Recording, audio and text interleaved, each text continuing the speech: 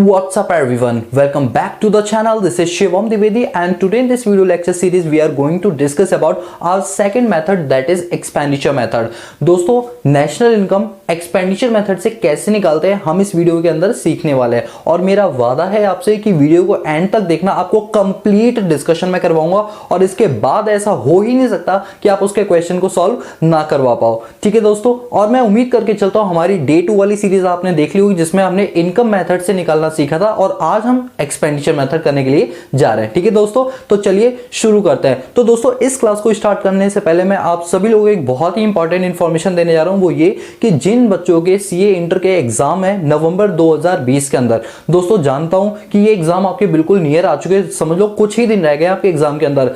तो आपको एक बात बताता हूं कि अनअकैडमी आप लोगों के लिए लेकर आया है फाइनल मैराथन, जिसके अंदर वो आपको पूरी रिवीजन करवाएंगे एग्जाम के एक दिन पहले, यानी 21 तारीख को वो आपको पूरी रिवीजन करवाएंगे। दोस्तों आपको एक बात बताऊं, कभी कभी कुछ चीजें ऐसी होती है कि लास्ट मोमेंट पे जो पड़ी हुई होती है ना वही एग्जाम में आ जाती है, और आप देख सकते हैं ये सारे हमारे टॉप एडुकेटर्स हैं जो आपको पूरी की पूरी रिवीजन कराएंगे। और याद रखना लास्ट मिनट प्रिपरेशन यही लोग करवाएंगे, तो टेंशन लेने की कोई दिक्कत नहीं है। इस मैराथन को बस आप ज्वाइन कर लो और कहीं ना कहीं आपको इसका बेनिफिट मिलेगा। और एक अच्छी बात, ये एब्सोल्युटली फ्री है, कोई इसके लिए आपको पेड क्लासेस देने की जरूरत नहीं है, एब्सोल्युटली फ्री है। लिंक मैंने डिस्क्रिप्शन बॉक्स में दे रखा है, जरूर उस लिंक पे क्लिक करके ज्वाइन करने की कोशिश करो और देखो यार क्या क्या चीजें कराते हैं, कभी कभी लास्ट में पड़ा हुआ ना बहुत काम में आ जाता है। ठीक है दोस्तों, तो चलिए आते हैं अपने टॉपिक पर। आज के हमारे टॉपिक में हमें नेशनल इनकम सीखना है, वो भी कौन से मेथड से, एक्सपेंडिचर मेथड से। ठीक है, अब सुनो मेरी बात को, इनकम मेथड क्लियर हो गया ना। अभी मैं आपको एक बात बताऊं, जिन जिन बच्चों ने होमवर्क दिया ना, पता नहीं आज मैं इतना ज्यादा अपसेट हूं ना उन सभी लोगों से, अभी बताऊंगा आगे रीजन क्या है उसका। ठीक है, अभी फिलहाल मैं पढ़ा देता हूं, उसके बाद अच्छे से आपकी लगाता हूं। आओ इधर, बात को सुना ध्यान से। नेशनल इनकम को एक्सपेंडिचर मेथड से क्यों निकाला जाता है, पहले तो ये समझो। सर तीन तीन मेथड की क्या जरूरत है, हम इनकम मेथड से भी तो निकाल सकते हैं। हाँ बिल्कुल सही कहा आप लोगों ने, मैंने आपको डे 2 में ही बता दिया था कि कभी कभी क्या होता है ना, लोग हमें इनकम का डेटा दे देते हैं तो भाई हम उससे इनकम मेथड लगा लेते हैं, कभी कभी नहीं बताते तो उनके खर्चों से हम अंदाजा लगाते हैं उनकी इनकम का लेवल क्या हुआ। इस वजह से हमें अलग अलग मेथड यूज करने पड़ते हैं। तो एक्सपेंडिचर मेथड में क्या होता है, पूरी केस स्टडी समझो ताकि फॉर्मूले आपको रटने ना पड़े बल्कि आप समझ जाओ खुद। ठीक है, हाँ सर बिल्कुल, केस स्टडी से हमें समझाना सारी चीज समझ आती है। दोस्तों एक बात बोलूं, इतनी शिद्दत से मैं आप लोगों को पढ़ाता हूं, इसके बावजूद आप लोग लाइक शेयर सब्सक्राइब और सबसे बड़ी बात कमेंट करते ही नहीं हो। थोड़े बहुत कमेंट आते हैं यार, तो क्या कंजूसी करते हो यार आप लोग कमेंट करने में। मेरी गुरु दक्षिणा में सिर्फ कमेंट ही दे दिया करो, एक आधा शेयर और लाइक ठोक दिया करो, और क्या चाहिए होता है यार एक टीचर को। मुझे आपसे कोई पैसे नहीं चाहिए, मुझे आपसे यही चाहिए गुरु दक्षिणा में, भैया कुछ तो दोगे ना मुझे भी। ठीक है, आ जाओ यहाँ पर। अब मेरी बात को सुना ध्यान से। बात यह है कि एक्सपेंडिचर मेथड कर रहे हैं, यानी यहाँ पर खर्चों की बात करेंगे। अब एक बात देखना, मैं अपना ही एग्जाम्पल लेता हूँ। ये कौन है बताओ, सर ये हमारे शिवम सर है। चलिए मैं अपने एग्जांपल लेता हूं, क्या आप लोगों का एग्जांपल हो। अरे मेरे बाल भी तो हैं, बाल बनाना भूल गया था। ठीक है, शिवम सर है। अब एक बात बताओ, शिवम सर के ऊपर खर्चे करने वाले कितने लोग हैं। ओहो सर आपके ऊपर खर्चे करने वाले हैं, अरे एग्जांपल सी। ठीक है, कौन कौन है बताओ। एक तो पहला मैं खुद ही हो गया। ठीक है, मैं खुद अपने ऊपर खर्चे करूंगा नहीं करूंगा, हाँ सर बिल्कुल करूंगा, आपके ऊपर और कोई थोड़ी करेगा। ठीक है, आप कर सकते हो किसी के ऊपर, बल्कि आपके ऊपर कोई क्यों करेगा। आप इधर देखो, तो मेरी बात को ध्यान से सुनो, मेरे ऊपर खर्चे कौन करेगा, या तो मैं खुद करूंगा, खुद कमाऊंगा खुद करूंगा, इसको बोलते हैं प्राइवेट एक्सपेंसेस। क्या बोलते हैं, प्राइवेट एक्सपेंसेस। बात को ध्यान से समझना। मैं आपको एक बात बोलूं, अगर आपको एक्सपेंडिचर मेथड आता है, थोड़ा बहुत भी आता है, तो उसको पूरा भूल जाओ। मैं चाहता हूं मेरी क्लास में जब बच्चा आए ना, एंट्री मारे, तो उसे कुछ ना आता हो, तभी वो सीख सकता है, वरना नहीं सीख सकता। यार मेरा फोन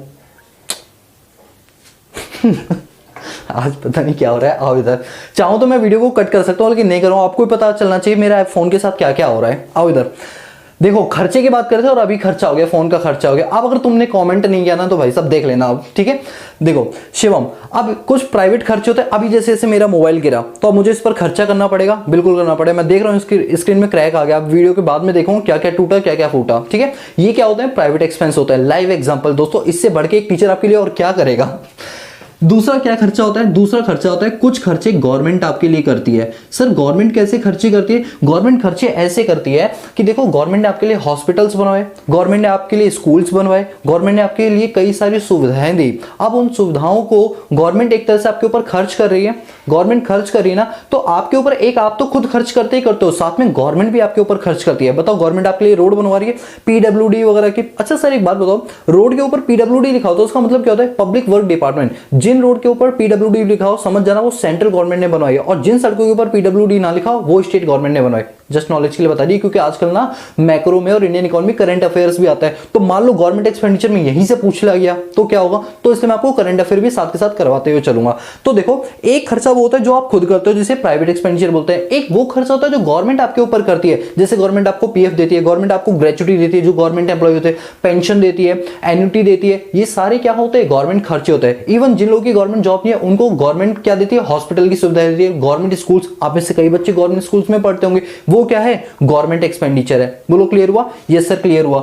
और तीसरा एक खर्चा और होता है जिसको बोलते हैं ग्रॉस डोमेस्टिक कैपिटल फॉर्मेशन। अच्छा ये भी छोड़ो, मैं इसका एक सिंपल सा नाम बताऊं क्या, वो होती है ग्रॉस इन्वेस्टमेंट।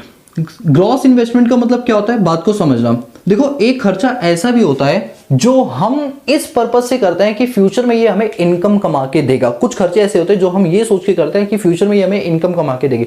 सर एग्जांपल दोगे? बिल्कुल दूंगा।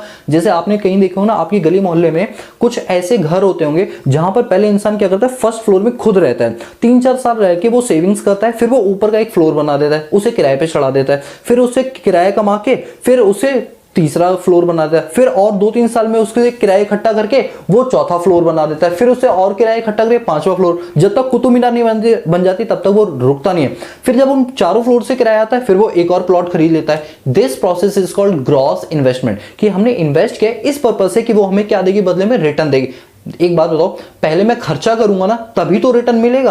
अभी हम बात किसकी करें, एक्सपेंसेस। भाई जब मैं एक्सपेंडिचर मेथड की बात कर रहा हूं तो भाई एक्सपेंडिचर मेथड में मैं सिर्फ और सिर्फ किसकी बात करूंगा, एक्सपेंसेस की बात करूंगा। जब मैंने इनकम मेथड अप्लाई करवाया था तो मैंने इनकम की बात की थी ना, और आज किसकी बात करूंगा, खर्चों की। तो ये भी तो मेरा एक खर्चा ही हुआ ना, और इसको क्या बोलते हैं, ग्रॉस इन्वेस्टमेंट। दोस्तों टेंशन नहीं लेना, सब कुछ समझाऊंगा, बस आराम से और पेशेंस से मेरी बातों को ध्यान से सुनना, ठीक है। 3 खर्चे हो गए, और चौथा खर्चा भी होता है हमारा जो कि होते हैं अदर एक्सपेंसेस। अब ये अदर एक्सपेंसेस क्या होते हैं, थोड़ा सा पेशेंस रखो, मैं भी आपको बताऊंगा क्या होता है, ठीक है। तो कुल मिला के आपने क्या समझा कि 4 टाइप के खर्चे होते हैं। एक वो खर्चा जो इंसान अपने ऊपर खुद करता है, इसे क्या बोलते हैं, प्राइवेट एक्सपेंसेस। दूसरा एक वो खर्चा जो कि गवर्नमेंट करती है आपके ऊपर, आपके हॉस्पिटल्स, रोड्स और डैम वगैरह बनवा के जो खर्चे करते हैं वो सारे होते हैं। तीसरा होता है ग्रॉस इन्वेस्टमेंट, जो आप अपनी प्रॉपर्टी पर, गहनों पर, शेयर्स पे, डिवेंचर्स पे, बॉन्ड्स पे करते हो, उसे बोलते हैं ग्रॉस इन्वेस्टमेंट। है तो वो पहले खर्चा ना, बाद में वो इनकम कमा के देगा। और चौथा होता है अदर एक्सपेंसेस। क्या होता है अभी बताऊंगा। पहले ये 4 क्लियर हो गए आपको? जी हाँ सर बिल्कुल क्लियर हो गए। अब बात को सुनो, ये जो प्राइवेट एक्सपेंसेस है ना, हम इसको इकोनॉमिक्स में एक नया नाम दे देते हैं। हम इसी प्राइवेट एक्सपेंस को नाम दे देते हैं और बड़ा टेक्निकल नाम दे देते हैं, क्या, प्राइवेट फाइनल कंजम्पशन एक्सपेंडिचर। अब इतना बड़ा नाम देखते ही बच्चा कहता है कि सर यही है नेशनल इनकम, सर यही है जिसने हमें मारा, हमें डराया। आपको नहीं डरना, क्योंकि इस पूरे सेगमेंट का मतलब क्या है, प्राइवेट एक्सपेंसेस, बस और कुछ नहीं है। भाई मुझे पता है ये प्राइवेट एक्सपेंस, आप चाहे इसे इतने नाम में बोलो चाहे इतना लंबा कर दो, भाई मैंने के फर्क पैदा, बात समझ रहे हो। तो ये क्या है, प्राइवेट फाइनल कंजम्पशन एक्सपेंडिचर। अच्छा सर एक बात बोलो, ये फाइनल वर्ड क्यों लिखा है? फाइनल वर्ड इसलिए लिखा है क्योंकि आगे के जब इसी नेशनल इनकम में मैं आगे थ्योरी पढ़ाऊंगा ना तो आपको बताऊंगा 2 टाइप के गुड्स होते हैं, इंटरमीडिएट और फाइनल गुड्स। तो हमेशा नेशनल में फाइनल खर्चे जोड़े जाता है, इंटरमीडिएट नहीं जोड़े जाते। तो अभी बस आप समझ लो कि भैया फाइनल होते हैं। अब क्यों होते हैं ये जब हम वो वाली क्लास लगाएंगे तो आपको ज्यादा क्लियर होगा, बट अभी मान के चलो कि हम हमेशा वो खर्चे लेते हैं जो फाइनल आउटपुट पे लगाए जाते हैं, इंटरमीडिएट वाले नहीं लेते, ठीक है। तो क्या हुआ, प्राइवेट फाइनल कंजम्पशन एक्सपेंडिचर। अगर आपको क्वेश्चन में कोई भी हाउस होल्ड का खर्चा दे रखा है, कौन सा, हाउस होल्ड का, या कोई प्राइवेट खर्चा दे रखा हो, उन सबको जोड़ देना, क्या आ जाएगा, प्राइवेट फाइनल कंजम्पशन एक्सपेंडिचर। वैसे क्वेश्चन में 99% चांस होंगे कि प्राइवेट फाइनल कंजम्पशन एक्सपेंडिचर की वैल्यू आपको गिवन होगी, बट अगर गिवन नहीं है तो कोई दिक्कत नहीं है।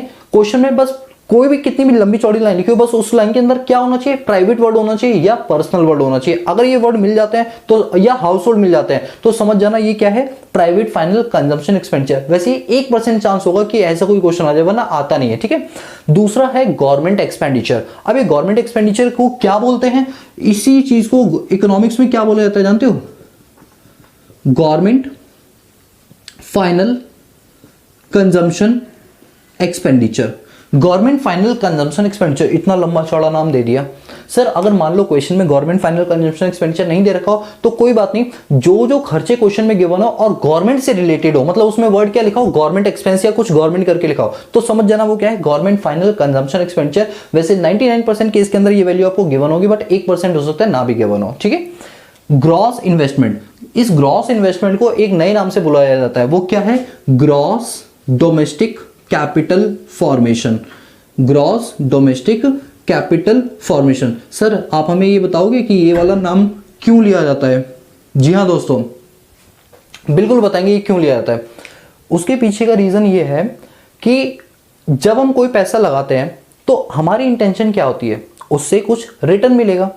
भाई जो पैसा आज हमने लगाया, क्या हमारी वो होती है कि इससे कुछ हमें रिटर्न के रूप में मिलेगा।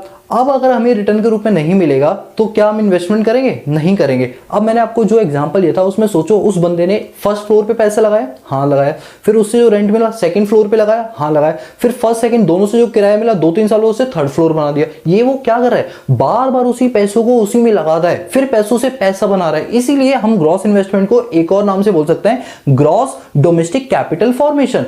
सर ग्रॉस कैपिटल फॉर्मेशन तो समझ आ गया, पैसों से पैसा होना, लेकिन डोमेस्टिक वर्ड क्यों यूज किया? एक बात बताओ, मैंने डे वन आपको क्या बताया था कि वो इनकम हम काउंट करते हैं जो डोमेस्टिक टेरिटरी में होती है, इसलिए वर्ड डोमेस्टिक। हाँ हाँ सर आगे समझ, अब ज्यादा लंबी कहानी मत बताना, बिल्कुल ठीक है। तो ग्रॉस डोमेस्टिक कैपिटल फॉर्मेशन समझ आ गया, इनिशियल लेवल पे एक खर्चा ही होता है, ठीक है, इनकम तो बाद में आती है। अब आपको एक बात बताऊं, मजे की बात बताऊं, ग्रॉस डोमेस्टिक कैपिटल फॉर्मेशन से जो इनकम आती थी वो क्या होती थी, रेंट, या फिर वो क्या होती थी, इंटरेस्ट, या वो क्या होती थी, प्रॉफिट। और जानते हो इससे होने वाली इनकम हम कहां ले चुके हैं, इनकम मेथड में। ओ तो ये बात है। तो यानी सर जो ऑपरेटिंग इनकम निकालते हैं वो इसी से निकलती है। हाँ दोस्तों, ये पहले हम खर्चा करते हैं फिर इससे इनकम आती है। अब क्योंकि इनकम आती है तो वो कौन से मेथड में चला गया, इनकम मेथड में। अब यहां इनकम नहीं हुआ, खर्चा हुआ, तो ये कहां आ गया, एक्सपेंडिचर मेथड में। ओके सर, इसका मतलब सर हमें क्या समझ आया, हमें ये समझ आया कि ग्रॉस डोमेस्टिक कैपिटल फॉर्मेशन एक खर्चा है और इससे होने वाली इनकम को ऑपरेटिंग इनकम बोलते हैं। हाँ दोस्तों, और वही होता है interest, rent plus interest plus profit plus royalty. याद आ रहा है? ओके सर, आप लिंक कर रहे हो ना आप लोग, बस यही मुझे चाहिए कि आप लिंकेज करना सीख जाओ। इसके बाद अदर एक्सपेंसेस। अच्छा, अदर एक्सपेंसेस जानते हो किस चीज के होता है, एक्सपोर्ट इंपोर्ट के। हो सकता है किसी इंसान का, ये तो डोमेस्टिक खर्चे है ना, कुछ इंटरनेशनल खर्चे भी तो हो सकते हैं। भैया ये तीनों क्या है, डोमेस्टिक है, जो मेरी टेरिटरी में रहकर कमाए हैं, बट कुछ खर्चे ऐसे होते हैं जो इंटरनेशनल लेवल पे होते हैं, जिनको हमने यहां कहीं काउंट नहीं किया। तो क्योंकि यहां नहीं काउंट किया, उसके लिए हमने एक अलग हेड बना दिया, अदर एक्सपेंसेस। और इस अदर एक्सपेंसेस को हम बोलते हैं नेट एक्सपोर्ट्स। क्या बोलते हैं, नेट एक्सपोर्ट्स।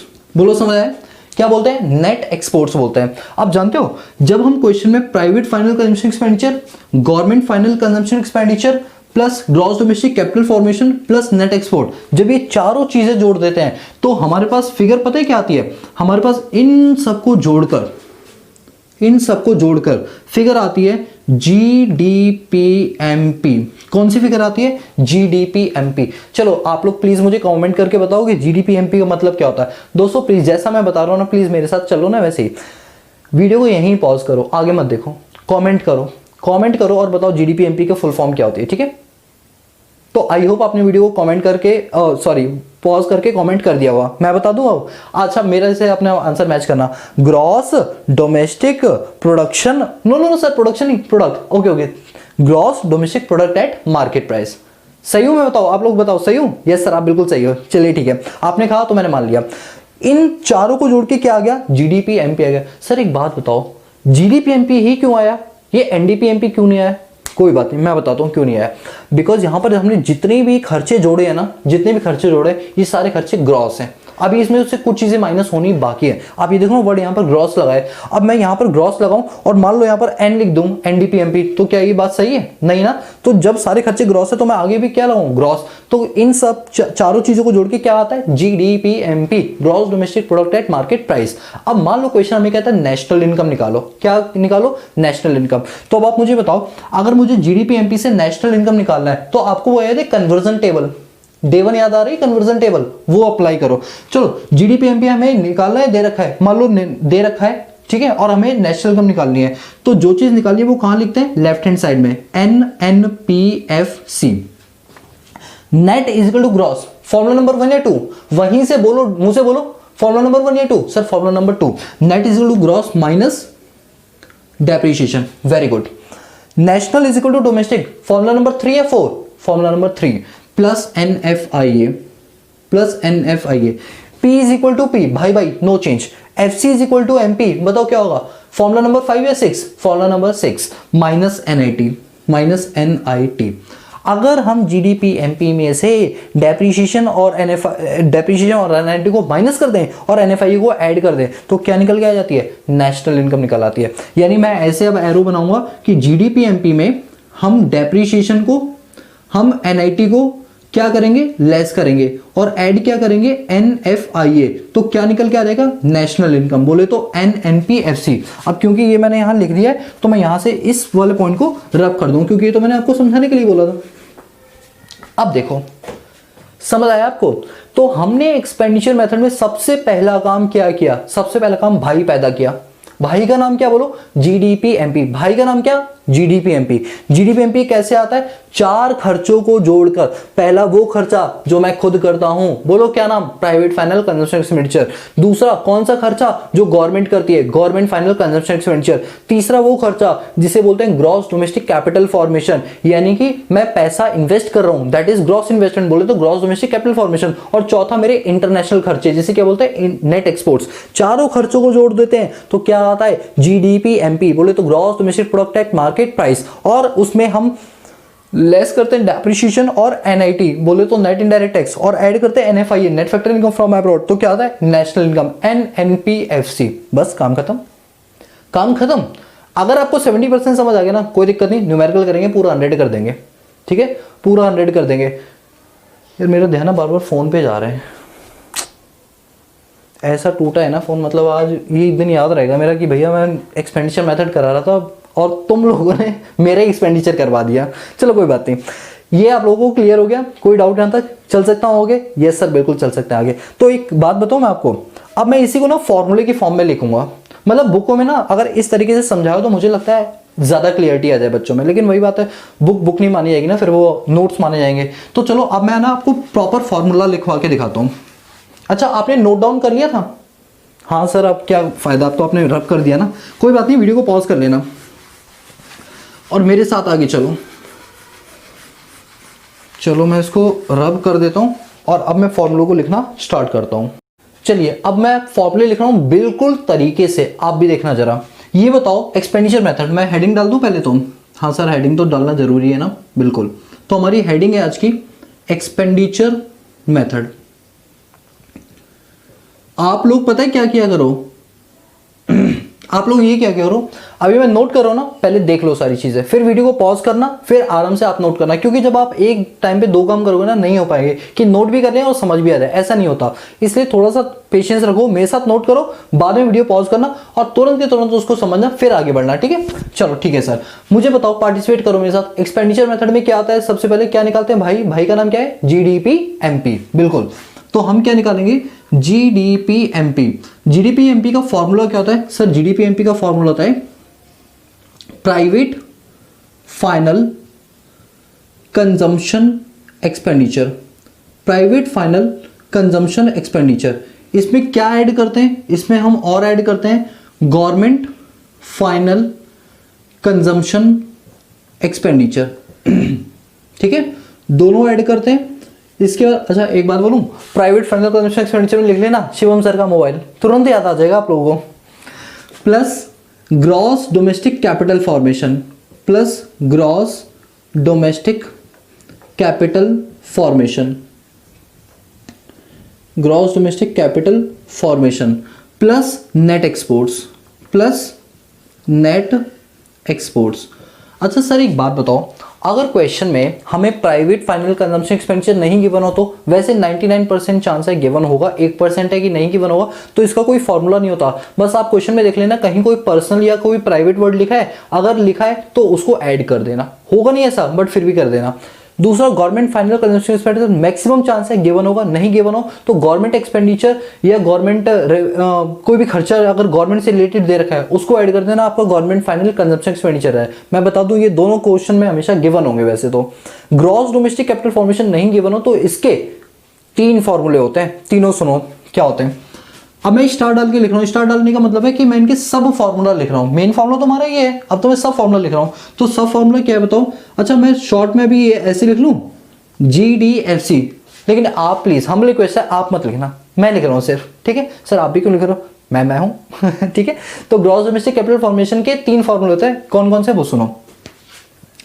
एक होता है आपका gross fixed capital formation, gross fixed capital formation plus net, एक minute, gross fixed capital formation plus change in stock, plus change in stock. अगर मान लो हमारे पास जो डेटा है वो डेटा इससे रिलेट नहीं कर रहा, तो एक और फॉर्मूला होता है, वो वाला लगा के देख लेना। क्या अब की बार वाला है net domestic capital formation, net domestic capital formation, net domestic capital formation plus अच्छा एक बात बताओ, मैं आपको फॉर्मूला बनाना सिखाऊं? हाँ सर बिल्कुल सिखाऊं, मजा आएगा। ये बताओ domestic capital formation, domestic capital formation दोनों सेम है ना, नो चेंज भाई भाई। अच्छा ऐसे समझो ना, यहां पर मैंने ऐसे लिखा है, ये देखो ग्रॉस डोमेस्टिक एक मिनट मैंने उल्टा लिख दिया, ग्रॉस डोमेस्टिक कैपिटल फॉर्मेशन है ना, CF आएगा, यहां भी CF आएगा, ठीक है। ये बताओ DCF दोनों बराबर है, no change. Gross is equal to net, बताओ क्या होता है, प्लस डेप्रीशिएशन, तो ये लो प्लस डेप्रीशिएशन, ठीक है। समझ आया फॉर्मूला कैसे बना, ठीक है। अब अगर मान लो क्वेश्चन में ये वाला डेटा भी नहीं दे रखा तो क्या करेंगे, फिर हम करेंगे अपने पास। अच्छा और हम इसमें एक चीज और कर सकते हैं, वो क्या, मैं यहां लिखकर दिखाता हूं, net fixed capital formation, net fixed capital formation plus change in stock plus depreciation. बस ये 3 फॉर्मूले होते हैं। देखो ये 3 फॉर्मूले ना कुछ नहीं है, बिल्कुल हलवा है, बिल्कुल हलवा। मैं आपको समझाता हूँ कैसे। देखो अगर क्वेश्चन में ग्रॉस डोमेस्टिक कैपिटल फॉर्मेशन नहीं दे रखा और क्वेश्चन कह रहा है ग्रॉस फिक्स्ड कैपिटल फॉर्मेशन, ध्यान देना ये फिक्स्ड वर्ड जो लगा है ना, जो अकाउंट्स की छात्र है वो अच्छे से समझ सकते हैं। 2 टाइप के एसेट्स होते हैं, करंट एसेट्स और non current assets. Non current assets को कभी किसी जमाने में फिक्स्ड एसेट्स बोला जाता था, यानी ये वो इन्वेस्टमेंट है जो फिक्स्ड एसेट्स है, जो 1 साल से ज्यादा चलती है, और चेंजिंग स्टॉक वो इन्वेस्टमेंट है जो 1 साल से कम चलती है। दोनों को जोड़ेंगे तो टोटल इन्वेस्टमेंट आ जाएगी, बोले तो ग्रॉस डोमेस्टिक कैपिटल फॉर्मेशन आ जाएगी। समझने के लिए बता रहा हूं, ये आपके नॉन करंट एसेट्स हैं, ये करंट एसेट्स हैं, दोनों को जोड़ दिया टोटल इन्वेस्टमेंट आ गई, ठीक है। दूसरा formula net domestic capital formation, जब आपको चीज नेट दे रखी है और हमें क्या चाहिए, ग्रॉस चाहिए पूरा ऐड करके, तो नेट दे रखा है तो उसमें डेप और ऐड कर देंगे, ग्रॉस आ जाएगा। और यहाँ पे क्या है, net fix capital, fix word आ गया, फिक्स की वजह से चेंज इन स्टॉक और ऐड हो गया। बाकी देखो formula number 2 same as it is note किया था मैंने, समझ आए। तो ये 3 फॉर्मूले आपको यार थोड़ा सा मेमोराइज करना है, बाकी चीजें बड़ी सिंपल है, ठीक है। अब अगर क्वेश्चन में आपको नेट एक्सपोर्ट्स नहीं दे रखा तो क्या करेंगे, कोई बात नहीं, इसका भी अच्छा नेट एक्सपोर्ट से पहले एक फॉर्मूला और है। अगर क्वेश्चन में चेंज इन स्टॉक ना दे रखा हो तो क्या फॉर्मूला होता है, वो भी लिख लो। चेंज इन स्टॉक अगर ना दे रखा हो तो उसका फॉर्मूला होता है closing stock minus opening stock, closing stock minus opening stock, ठीक है। और अगर क्वेश्चन में नेट एक्सपोर्ट्स ना दे रखा हो तो फॉर्मूला क्या होता है, तो फॉर्मूला होता है export minus import, export minus import. अच्छा इस चीज को ना सिंबॉलिक फॉर्म में भी बोलते हैं, एक्सपोर्ट को एक्स बोलते हैं, इंपोर्ट को एम बोलते हैं, एक्स माइनस एम ये भी बोलते हैं, ठीक है।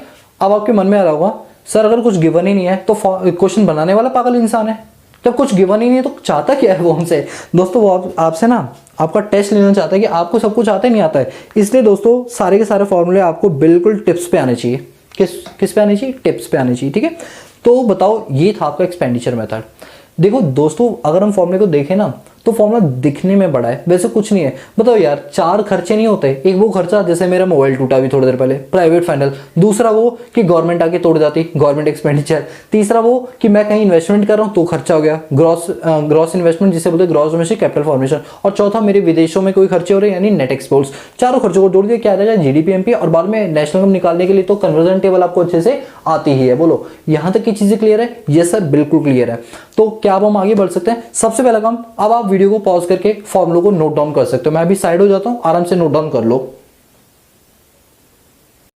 हो गया नोट डाउन?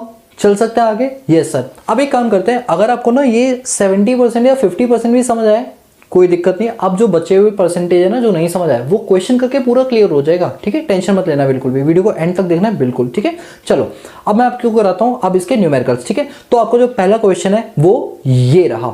आप सबसे पहले क्या करेंगे, क्वेश्चन को नोट डाउन करेंगे। क्वेश्चन क्या कह रहा है, कंप्यूट करो नेशनल इनकम, आपको दे रखा है private final consumption expenditure, government final consumption expenditure, net import दे रखा है, ग्रॉस डोमेस्टिक कैपिटल फॉर्मेशन दे रखा है, चेंज इन स्टॉक दे रखा है आपको, net domestic fix capital formation दे रखा है, नेट इनडायरेक्ट टैक्सेस दे रखा है और NFIE दे रखा है और प्रॉफिट्स दे रखा है, ठीक है। अब आ जाओ इधर आ जाओ।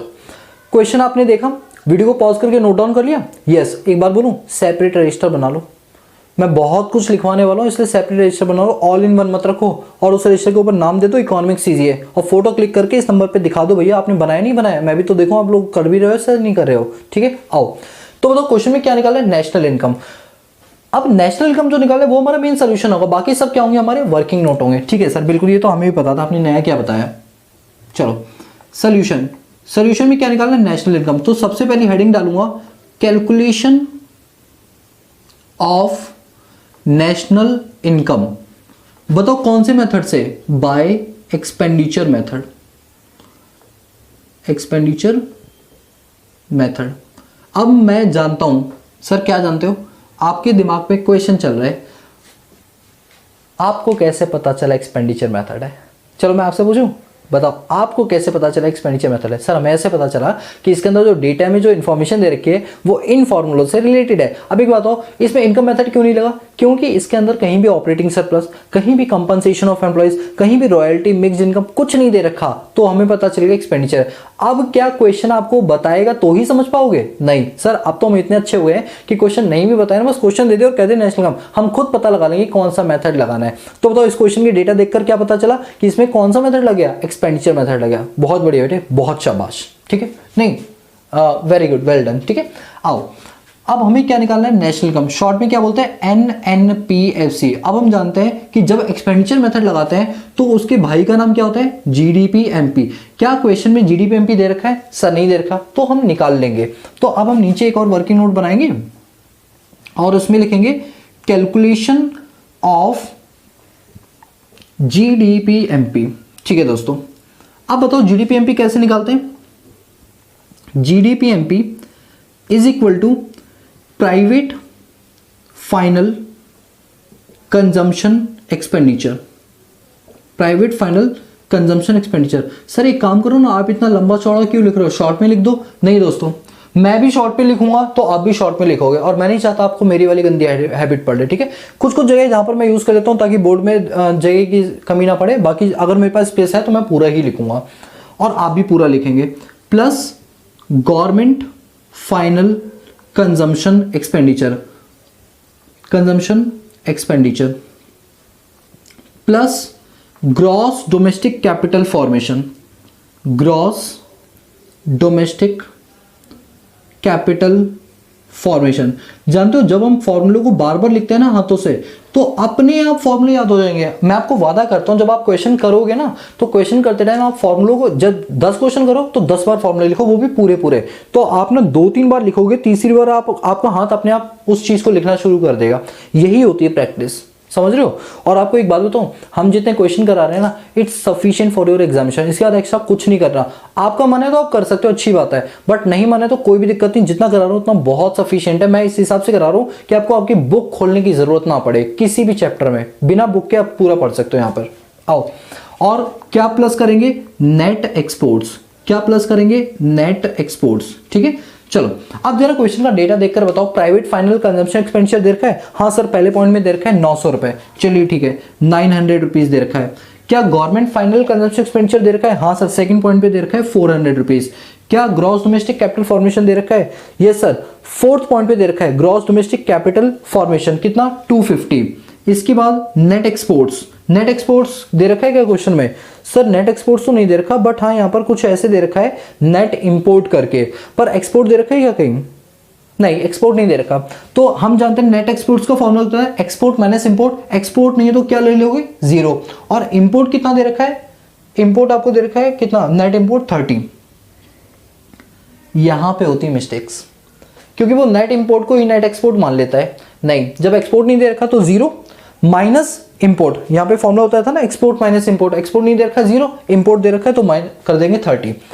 अब बताओ 900 प्लस 400 कितने होते हैं 1300, 1300 और 250 कितने होते हैं 1550, कितने होते हैं 1550, एक मिनट 1300 और 250 तो ये हो गया 1550 में से माइनस कर दो 30, 1520, 1520 ये क्या आ गया हमारा GDP-MP आ गया। बोलो क्या आ गया GDP-MP आ गया। बोलो यहां तक कोई डाउट? अब GDP-MP आ गया, आंसर आ गया ना, बस यहीं छोड़ा ना एग्जाम में, मत आगे निकालना, आंसर आ गया। अरे भाई ये अभी आंसर थोड़े, अभी तो भाई पैदा हुए, अब भाई को ऊपर ले जाओ ताकि और भी क्वेश्चंस हो पाए हमारे। अब बताओ net is equal to gross क्या होता है, फॉर्मूला नंबर 1 या 2? सर फॉर्मूला नंबर 2 क्या करते हैं, माइनस करते हैं depreciation. National is equal to domestic क्या करते हैं, plus NFIA, P is equal to P no change, FC is equal to MP minus करते हैं NIT नेट इनडायरेक्ट टैक्सेस। बताओ यार इतने सुस्त मत हो, थोड़ा एनर्जेटिक हो जाओ, ठीक है। अब बताओ क्वेश्चन में GDP-MP कितना है 1520 और हम बताओ यहां पर क्या लिखेंगे, अबे नीचे देख ले, ये लिखोगे ब्रैकेट में, अबे सी वर्किंग नोट नंबर 1 लिखना, ठीक है, मैं नहीं लिखना, आप लोग लिखना see working note number 1। Depreciation, depreciation का क्या होता है बताओ, डेप्रिसिएशन का नाम है इसमें डेप्रिसिएशन नहीं दे रखा। अब यहां पर गलतियां होती हैं, मैं बताऊं 100% मिस्टेक होगी आप लोगों से, आप समझोगे डेप्रिसिएशन है नहीं, 0 ले लो और वाकई में नहीं है। लेकिन मैं आपको बताऊं डेप्रिसिएशन है बट छुपा हुआ है। Sir how do you know कि वो छुपा हुआ है? ऐसे है, एक बात बताओ, इस पूरे फॉर्मूले में आप मुझे बताओ डेप्रिसिएशन कहां लिखा हुआ है पूरे फॉर्मूले के अंदर? बताओ sir, gross domestic capital formation का फॉर्मूला नंबर 2 डेप्रिसिएशन ये लिखा। अब एक बात बताओ, ग्रॉस डोमेस्टिक कैपिटल फॉर्मेशन का फॉर्मूला क्या होता है, net domestic capital formation plus depreciation. अब एक बात बताओ, क्वेश्चन का डेटा देखना, शायद हो सकता है कुछ बच्चे पहचान गए हो, क्वेश्चन में ग्रॉस डोमेस्टिक कैपिटल फॉर्मेशन दे रखा है, सर ये तो रहा 250, ये तो रहा 250, तो अच्छा यहां देखना, gross domestic capital formation is equal to net domestic capital formation. अब DCF दोनों सेम है, gross is equal to net क्या होता है प्लस डेप्रिसिएशन। अब तो ग्रॉस डोमेस्टिक कैपिटल फॉर्मेशन कितना है क्वेश्चन में 250 है, और नेट डोमेस्टिक कैपिटल फॉर्मेशन भी दे रखा है। Yes sir, net domestic fix capital formation दे रखा है, यानी फिक्स्ड कैपिटल फॉर्मेशन मतलब ये वाला फॉर्मूला लगेगा, क्योंकि फिक्स वाली जो चीज है वो ये आ रही है। तो मैं यहां पर क्या करूंगा, प्लस कर दूंगा चेंज इन स्टॉक, क्या कर दूंगा चेंज इन स्टॉक, क्योंकि मेरा फॉर्मूला नंबर कौन सा लगेगा 2 नहीं लगेगा 3 लगेगा, क्योंकि क्वेश्चन का डेटा क्या दे रहा है फिक्स। तो बताओ नेट फिक्स कैपिटल फॉर्मेशन कितना दे रखा है 180, तो मैंने वैल्यू पुट कर दी 180। डेप्रिसिएशन नहीं दे रखा तो मैंने डेप लिख दिया, प्लस चेंज इन स्टॉक। अच्छा चेंज स्टॉक दे रखा है तो अच्छी बात है, नहीं तो फॉर्मूला क्या होता है closing stock minus opening stock. देखो चेंज स्टॉक दे रखा है, हाँ सर 5th पॉइंट पे दे रखा है 50 रुपए। अगर मुझे डेप्रिसिएशन निकालना है तो ये दोनों की दोनों वैल्यू कितनी है, प्लस करके बताओ, 8 2 13 230 इधर आके माइनस हो जाएगा, तो ये कितना बचेगा 20। तो डेप्रिसिएशन हमारे पास कितना आ जाएगा बताओ 20 आ जाएगा। सर ये क्वेश्चन थोड़ा सा टफ नहीं है? नहीं, टफ बिल्कुल भी नहीं है, टफ बिल्कुल भी नहीं है, मैं आपको बोल रहा हूँ टफ बिल्कुल भी नहीं है। थोड़ा अगर दिमाग लगाओगे ना, 2-4 क्वेश्चन करेंगे तो अपने आप समझ आ जाएगा। इस तरीके से मैंने डेप्रिसिएशन निकाल लिया, यानी यही वो क्वेश्चंस होते हैं जो एग्जाम में आते हैं और छोटी सी मिस्टेक करने के बाद सब बेड़ा गर्क करके आ जाते हैं, और हम बड़े खुश होते हैं कि हमने बिल्कुल सही किया है, और ऐसी गलतियां निकलती हैं। और गलतियों की बात ना तो मैं आपको बताऊंगा, ये जितनों ने होमवर्क भेजे ना मुझे, एक एक के नाम लेकर बताऊंगा कि क्या क्या आपने करतूते किए हैं, सब बताऊंगा मेरे को। डेप्रिसिएशन निकालना आ गया? हाँ, होमवर्क में बेटा किसी का होमवर्क सही नहीं है, सिर्फ 2 लोगों का होमवर्क सही है जो मैंने लास्ट क्लास में दिया था। 3 के 3 क्वेश्चन सिर्फ 2 बच्चों की सही है, बाकी किसी का 1 सही है, किसी के 2 सही है बस। फर्स्ट क्वेश्चन तो सबके गलत है सिर्फ 2 बच्चों को छोड़ के। अभी बताऊंगा एक एक नाम लेकर, ये समझ आया। डेप्रिसिएशन के क्या निकला 20, तो यहाँ पर डेप्रिसिएशन कितना आ गया 20 आ गया। NFIA net factor income from abroad, question में दिख रहा हो तो NFIA कितना दे रखा है सर, सेकंड लास्ट पॉइंट में देखो NFIA सेकंड लास्ट पॉइंट में है माइनस का 40, कितना है माइनस का 40। और NIT देखो कितना है net indirect tax, sir net indirect tax हमें दे रखा है नीचे से थर्ड 100 दे रखा है। चलो करते हैं, 1520 में से 20 जाएंगे तो 1500 में से 40 जाएंगे तो कितना होता है, 1500 में से 40 गए तो 1460 में 100 और चले गए तो 1360, यानी कि 1360 रुपए आ गया हमारा नेशनल इनकम। बिल्कुल सही, बोलो क्लियर है। इस तरीके से हमने क्या निकाला नेशनल इनकम। टफ बिल्कुल भी नहीं है। मैं साइड हो रहा हूँ, वीडियो को पॉज करके क्वेश्चन को नोट डाउन कर लो ताकि हम अगले क्वेश्चन की ओर मूव ऑन कर सके। ठीक है, मैं बिल्कुल साइड हो जाता हूँ, जल्दी से नोट डाउन कर लेना, फिर हम अगले क्वेश्चन की ओर चलेंगे। हो गया नोट?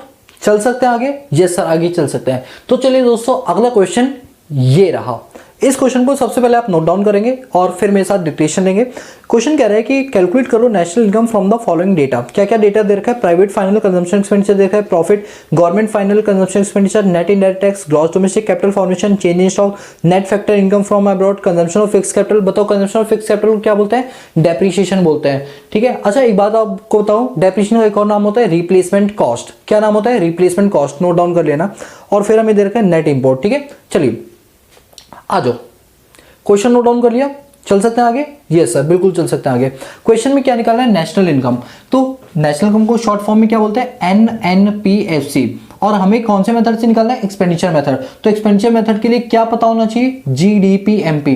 क्या क्वेश्चन के डेटा में कहीं भी GDPMP का जिक्र किया? नहीं किया। तो हम GDPMP निकालेंगे तो क्या होगा? Calculation of GDPMP। फॉर्मूला क्या होता है? Private final consumption expenditure plus government final consumption expenditure plus gross domestic capital formation plus net export. चार को ऐड करेंगे, GDPMP आ जाए। GDPMP यहां डालेंगे, कन्वर्जन टेबल लगाएंगे, नेशनल इनकम स्वाहा। चलो करते हैं। प्राइवेट फाइनल कंजम्पशन एक्सपेंडिचर कितना दे रखा है क्वेश्चन में? Sir private final first point पे दे रखा है जो कि है 900 है। कितना है? 900 है। Plus government final consumption expenditure कितना दे रखा है? 400 दे रखा है। ये लो 400 plus gross domestic capital formation. Gross domestic capital formation कितना है? 250 है। ठीक है, और नेट एक्सपोर्ट्स कितना है? अगेन मिस्टेक्स होंगी नेट एक्सपोर्ट्स में, क्योंकि एक्सपोर्ट माइनस इंपोर्ट होता है। क्वेश्चन में एक्सपोर्ट आई थिंक दे ही नहीं रखा है, तो 0 ले लेंगे। और इंपोर्ट कितना है? इंपोर्ट आपका 30। इंपोर्ट कितना है? 30। चलिए अब यहां पर कितना रहेगा? 9 4 13, 13 और 250 कितना होता है बताओ? 13। यार ये क्वेश्चन क्या अभी हमने किया था क्या? सेम सेम, मुझे तो बिल्कुल सेम सा लग रहा है। नहीं क्वेश्चन नहीं, एक मिनट यार। 900 बस यार, फिगर ही तो चेंज है। सही पंगे ले रही है हमसे भी। आओ इधर। 9 4 13, 13 और ये कितना हो जाएगा? 9 4 13 और ये आ जाएगा 1550। 1550 में से 30 जाएंगे तो 1520। ठीक है, समझ आ गया? अब यहां पर वैल्यू पुट कर देंगे मेरे को। नेट इज टू ग्रॉस क्या होता है बताओ? सर माइनस होता है depreciation. National is to domestic क्या होता है? Plus NFIA। PP क्या होता है? No change. FC is equal to MP क्या होता है? Minus NIT।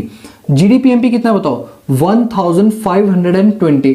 डेप्रिसिएशन दोस्तों आप अपनी कॉपी के टॉप मार्जिन में लिख लो। डेप्रिसिएशन के 2 नाम होते हैं, कंजम्पशन ऑफ फिक्स कैपिटल भी होता है और रिप्लेसमेंट कॉस्ट होता है। अब जैसे ही मैंने रिप्लेसमेंट कॉस्ट बोला, बहुत से बच्चों के माइंड में कोई चीज आई होगी। बताओ क्या चीज आई? कि जो मैंने होमवर्क दिया था उसके अंदर एक रिप्लेसमेंट कॉस्ट थी और सभी बच्चों ने उसको इग्नोर मारा।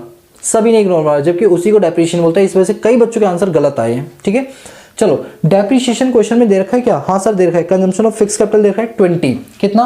20। और फिर क्या है आपके पास? NFIA, net factor income from abroad, जो कि कितना है? माइनस का 40 है। माइनस का 40 है। और NIT कितना दे रखा है? Net indirect taxes. तो आपको ये दे रखा है, हमें 4th पॉइंट पे दे रखा है, वो भी 100 रुपीज के। ठीक है, 1520 में से 20 जाएंगे तो 1500। 1500 में से मान लो 100 गए तो कितना बचा? 1400। 1400 में से 40 गए तो 1360। 1360। तुम्हारा नेशनल इनकम कितना आ गया? 1360। बोलो क्लियर है? आसान था ना क्वेश्चन? बस आप याद रखना डेप्रिसिएशन के 2 नाम क्या क्या होता है? कौन से बताओ? हमारा कंजम्पशन ऑफ फिक्स कैपिटल और इंस्टॉलमेंट कॉस्ट। ठीक है, तो रिप्लेसमेंट कॉस्ट, रिप्लेसमेंट कॉस्ट। ठीक है, मैं साइड हो रहा हूं, नोट करो ताकि मैं अगला क्वेश्चन करा पाऊं। चलिए अब हम बढ़ते हैं अपने अगले क्वेश्चन की ओर और अगला क्वेश्चन ये रहा। इस क्वेश्चन को सबसे पहले पॉज करके नोट डाउन करेंगे और उसके बाद मेरे साथ रीडिंग लगाएंगे। तो मैं रीडिंग स्टार्ट करता हूं। क्वेश्चन कर रहा है फाइंड करो national income from the following data using expenditure method. इसमें क्या क्या दे रखा है? Current transfer from rest of the world. दोस्तों ये ना बिल्कुल फालतू में दे रखा है, इसका कोई मतलब नहीं है। ठीक है, फिर दे रखा है net indirect taxes, net exports, rent, private final consumption expenditure, net domestic capital formation, consumption of compensation of employees, net factor income from abroad, government final consumption expenditure, profit, mixed income of self employed और interest. आ जाओ यहाँ पे। Question की line क्या बोली थी कि national income निकालना है कौन से मेथड से, एक्सपेंडिचर मेथड से। और इस क्वेश्चन ने पता है हमें पागल बनाने के लिए कई सारी चीजें दे दी।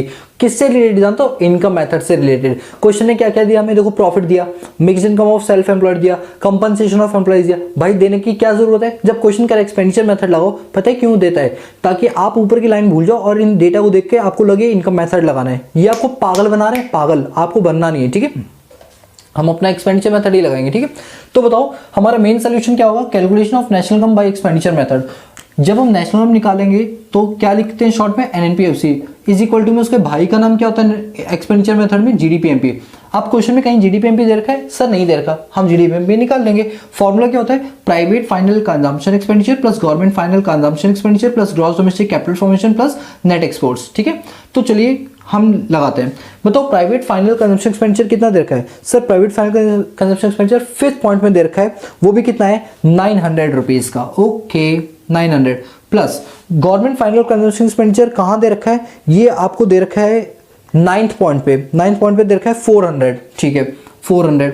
ग्रॉस डोमेस्टिक कैपिटल फॉर्मेशन कहीं भी नहीं दे रखा, लेकिन इसमें एक चीज दे रखी है, नेट डोमेस्टिक कैपिटल फॉर्मेशन। बताओ बताओ बताओ, फॉर्मूला नंबर 1 2 3, फॉर्मूला नंबर 2, क्योंकि ग्रॉस डोमेस्टिक कैपिटल फॉर्मेशन दे रखा है, फिक्स नहीं दे रखा, तो फॉर्मूला नंबर 2 लगाएंगे। क्या लिखेंगे, gross domestic capital formation is equal to net domestic capital formation plus depreciation. Question में बताओ नेट डोमेस्टिक कैपिटल फॉर्मेशन कितना दे रखा है, वो हमें दे रखा है 200 ही है ना, हाँ 200 दे रखा है, और डेप्रिसिएशन कितना दे रखा है बताओ। अब मुझे बताओ डेप्रिसिएशन के दो नाम और क्या है, बताओ क्या है, बोलो। इंस्टॉलमेंट कॉस्ट नहीं, रिप्लेसमेंट कॉस्ट। और दूसरा क्या होता है बताओ, दूसरा क्या होता है, कंजम्पशन ऑफ फिक्स कैपिटल। ऐसे कर करके आपको याद करवा दूंगा, ठीक है। तो डेप्रिसिएशन कहां दे रखा है इस क्वेश्चन में, डेप्रिसिएशन दे नहीं रखा क्या, डेप्रिसिएशन नहीं दे रखा क्या, लग रहा है इसने डेप्रिसिएशन दे ही नहीं रखा। क्या डेप्रिसिएशन फिर हम निकाल सकते हैं, देखो डेप्रिसिएशन निकालने के लिए तो एक मिनट, डेप्रिसिएशन निकालने के लिए हमारे पास इस वैल्यू का भी पता होना जरूरी है और इस वैल्यू का भी, और यही वैल्यू हम फाइंड आउट कर रहे हैं, समझ रहे हो।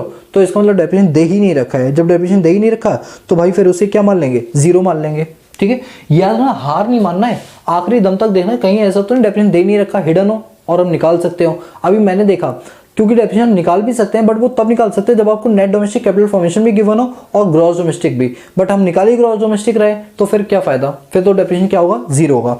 तो मेरा ग्रॉस डोमेस्टिक कैपिटल फॉर्मेशन भी कितना आ गया, 200 आ गया। तो यहाँ पर मैं ग्रॉस डोमेस्टिक कैपिटल फॉर्मेशन कितना लिख दूंगा, 200। अब नेट एक्सपोर्ट्स, क्वेश्चन के अंदर नेट एक्सपोर्ट्स दे रखा है, हाँ इस बार देखो अच्छे से दे रखा है, 3rd पॉइंट में दे रखा है नेट एक्सपोर्ट्स माइनस का 25, माइनस का 25, ठीक है। अब 9 4 13 15, 1500 में से 25 गए तो 1475, 1475। अब क्या करेंगे, net is equal to gross minus depreciation, national is equal to domestic plus NFIA, PP के बराबर है no change, FC is equal to MP minus NIT। GDPMP कितना है बताओ, 1475। डेप्रिसिएशन कितना है, अभी हमने बोला कि डेप्रिसिएशन गिवन ही नहीं है। NFIA कितना है, net factor income from abroad, वो हमें दे रखा है 8th पॉइंट पे दे रखा है माइनस का 10, और NIT कितना है, 2nd पॉइंट पे दे रखा है NIT 100। तो ये कितना आ गया, अब माइनस का 10 माइनस का 100 यानी 110 माइनस करने हैं, तो यानी कि 1365। बोलो क्लियर है, ये हमारा फाइनल क्या आ गया, आंसर आ गया। एक बात बोलूं, जब भी क्वेश्चन करो ना तो थोड़ा अलर्ट होके करना, जैसे अभी मैं कर रहा था ना कि डेप्रिसिएशन कहीं गिवन ना हो, फिर जब नहीं निकला तो फिर छोड़ दिया मैंने, फिर मैंने कहा भैया नहीं है तो क्या है, जीरो ले लेंगे फिर तो हम। तो जीरो लिखने से पहले ना 10 बार सोच लेना, कहीं कोई वैल्यू दे तो नहीं रखी, और अगर नहीं दे रखी तो क्या किसी और तरीके से तो नहीं निकाल सकते, उसके बाद हार मान के फिर तब जीरो लिखना, ठीक है। मैं साइड हो रहा हूँ, क्वेश्चन को नोट डाउन करो ताकि फिर हम अगले क्वेश्चन की ओर मूव ऑन कर सके। तो चलिए अब हम बढ़ते हैं अपने नेक्स्ट क्वेश्चन की ओर, और नेक्स्ट क्वेश्चन ये रहा। अब इस नेक्स्ट क्वेश्चन में देखो क्या लिखा हुआ है, कैलकुलेट करना है NNPFC। एक बात बताओ दोस्तों, NNPFC को क्या बोलते हैं, income method, sorry national income बोलते हैं, ठीक है, bye expenditure method from the given data. Okay, क्या क्या इसमें दे रखा है आपको, देखो क्वेश्चन की सीक्वेंस आप देखोगे तो लिखा हुआ है private final consumption expenditure, net fix capital formation, indirect taxes, government current transfer to household, फिर गवर्नमेंट फाइनल कंजम्पशन एक्सपेंडिचर भी आपको दे रखा है, और इसके बाद net factor income from abroad दे रखा है, mixed income of self employed, change in stock, current replacement cost, rent, interest, profit, subsidy, export, import, ये सारी की सारी चीजें दे रखी है। आ जाओ इधर, क्वेश्चन का डेटा आपने पढ़ा? जी हाँ बिल्कुल पढ़ा। क्वेश्चन में आपने देखा नीचे की साइड में कई सारी इंफॉर्मेशन ऐसी थी जो इनकम मेथड से रिलेटेड है। हाँ सर देखा, तो भावुकता में बहकर इनकम मेथड मत अप्लाई कर देना है, क्योंकि क्वेश्चन जब ऊपर साफ साफ बोल दिया है एक्सपेंडिचर मेथड लगाना है, तो काहे जबरदस्ती इतना दिमाग लगा रहे हो, समझ रहे हो? तो हमें एक्सपेंडिचर मेथड ही लगाना पड़ेगा। अब हमें निकालना क्या है? एनएनपीएफसी। तो अगर हमें एनएनपीएफसी निकालना है वो भी कौन से मेथड से? एक्सपेंडिचर मेथड से। तो इक्वल टू में क्या होना चाहिए? जीडीपीएमपी। क्या क्वेश्चन में जीडीपीएमपी कहीं दे रखा है? सर नहीं दे रखा है। तो जीडीपीएमपी को निकालेंगे वर्किंग नोट में। ये रहा देखो हमारा जीडीपीएमपी, जो कि हम बनाते हैं अपना वर्किंग नोट नंबर 1 के अंदर, ठीक है। कैलकुलेशन ऑफ जीडीपीएमपी फॉर्मूला कहता है private final consumption expenditure plus government final consumption expenditure plus gross domestic capital formation plus net export, चारों कंपोनेंट को जोड़ देंगे, क्या आ जाएगा? जीडीपीएमपी। बाद में उसमें कन्वर्जन टेबल लगा के क्या निकाल देंगे? नेशनल इनकम निकाल देंगे। ठीक है दोस्तों, हार नहीं माननी है, नेशनल इनकम को बिल्कुल जड़ से खत्म कर देना। मेरे साथ सारे के सारे क्वेश्चन प्रैक्टिस कर लेना, जितने भी मैं कर रहा हूं। वीडियो स्किप नहीं करनी, पूरी की पूरी देखनी है। कसम है आप लोगों को आपके एग्जामिनेशन की, अगर आपने वीडियो को स्किप किया, ये कसम मैं सिर्फ इसलिए चला रहा हूं जिससे आपका डेडिकेशन पूरी पढ़ाई पर रहे और आपके एक नंबर भी इकोनॉमिक्स में ना कटे। आ जाओ देखो, क्वेश्चन के अंदर प्राइवेट फाइनल कंजम्पशन एक्सपेंडिचर कितना है? 1020। कितना है? 1020, 1020 plus government final consumption expenditure कितना है? यहां पर सबसे ज्यादा गलतियां होती है, क्योंकि बच्चे क्या करते हैं ना, जो पॉइंट नंबर 4 है current government current transfer to house hold.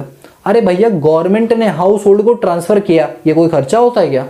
Government अपने खर्चे प्राइवेट हाउस होल्ड ट्रांसफर, ये कोई खर्चा होता है? सर नहीं होता। तो फिर क्यों इसे गवर्नमेंट मान रहे हो? उसके नीचे वाला पॉइंट देखो, नीचे वाला पॉइंट देखो, फिफ्थ पॉइंट, वो दे रखा है गवर्नमेंट फाइनल कंजम्पशन एक्सपेंडिचर, जो कि कितना दे रखा है? 100। इसके बाद ग्रॉस डोमेस्टिक कैपिटल फॉर्मेशन। क्या क्वेश्चन में ग्रॉस डोमेस्टिक कैपिटल फॉर्मेशन दे रखा है? नहीं दे रखा। बट सेकंड पॉइंट में नेट फिक्स कैपिटल फॉर्मेशन दे रखा है। फिक्स देखते ही मेरे दिमाग में सुई दौड़ी कि फॉर्मूला नंबर 1, 2 या 3, आप लोग बताओ कौन सा? सर फॉर्मूला नंबर 3, क्योंकि फिक्स वर्ड कहां पर आता है? फॉर्मूला नंबर 3 में आ रहा है। तो मैं फॉर्मूला नंबर 3 से ग्रॉस डोमेस्टिक कैपिटल फॉर्मेशन निकाल दूंगा। क्या होता है बताओ फॉर्मूला? फॉर्मूला होता है net fixed capital formation plus change in stock plus depreciation. ठीक है, बताओ एक बार और बताओ, डेप्रिसिएशन के कितने नाम होते हैं? सर 2 नाम होते हैं। कौन कौन से? रिप्लेसमेंट कॉस्ट और कंजम्पशन ऑफ फिक्स कैपिटल। बहुत बढ़िया। अब इतनी बार बोलूंगा, याद कैसे नहीं होगा, अपने आप याद होगा। ठीक है, चलिए अब एक बात करते हैं, नेट फिक्स कैपिटल फॉर्मेशन का है 180। चेंज इन स्टॉक कहां है? चेंज इन स्टॉक 8 पॉइंट पे। मेरी तरफ क्या देखो, अपने क्वेश्चन में देखो ना, चेंज स्टॉक कितना दे रखा है? 8th पॉइंट पर। सर ये आई थिंक दे रखा है 60। 1 मिनट, 1 2 3 4 5 6, 1 2 3 4 5 6, हाँ 60 है ये लो 60 प्लस डेप्रीशिएशन। क्या क्वेश्चन में डेप्रीशिएशन दे रखा है? कह दो नहीं दे रखा।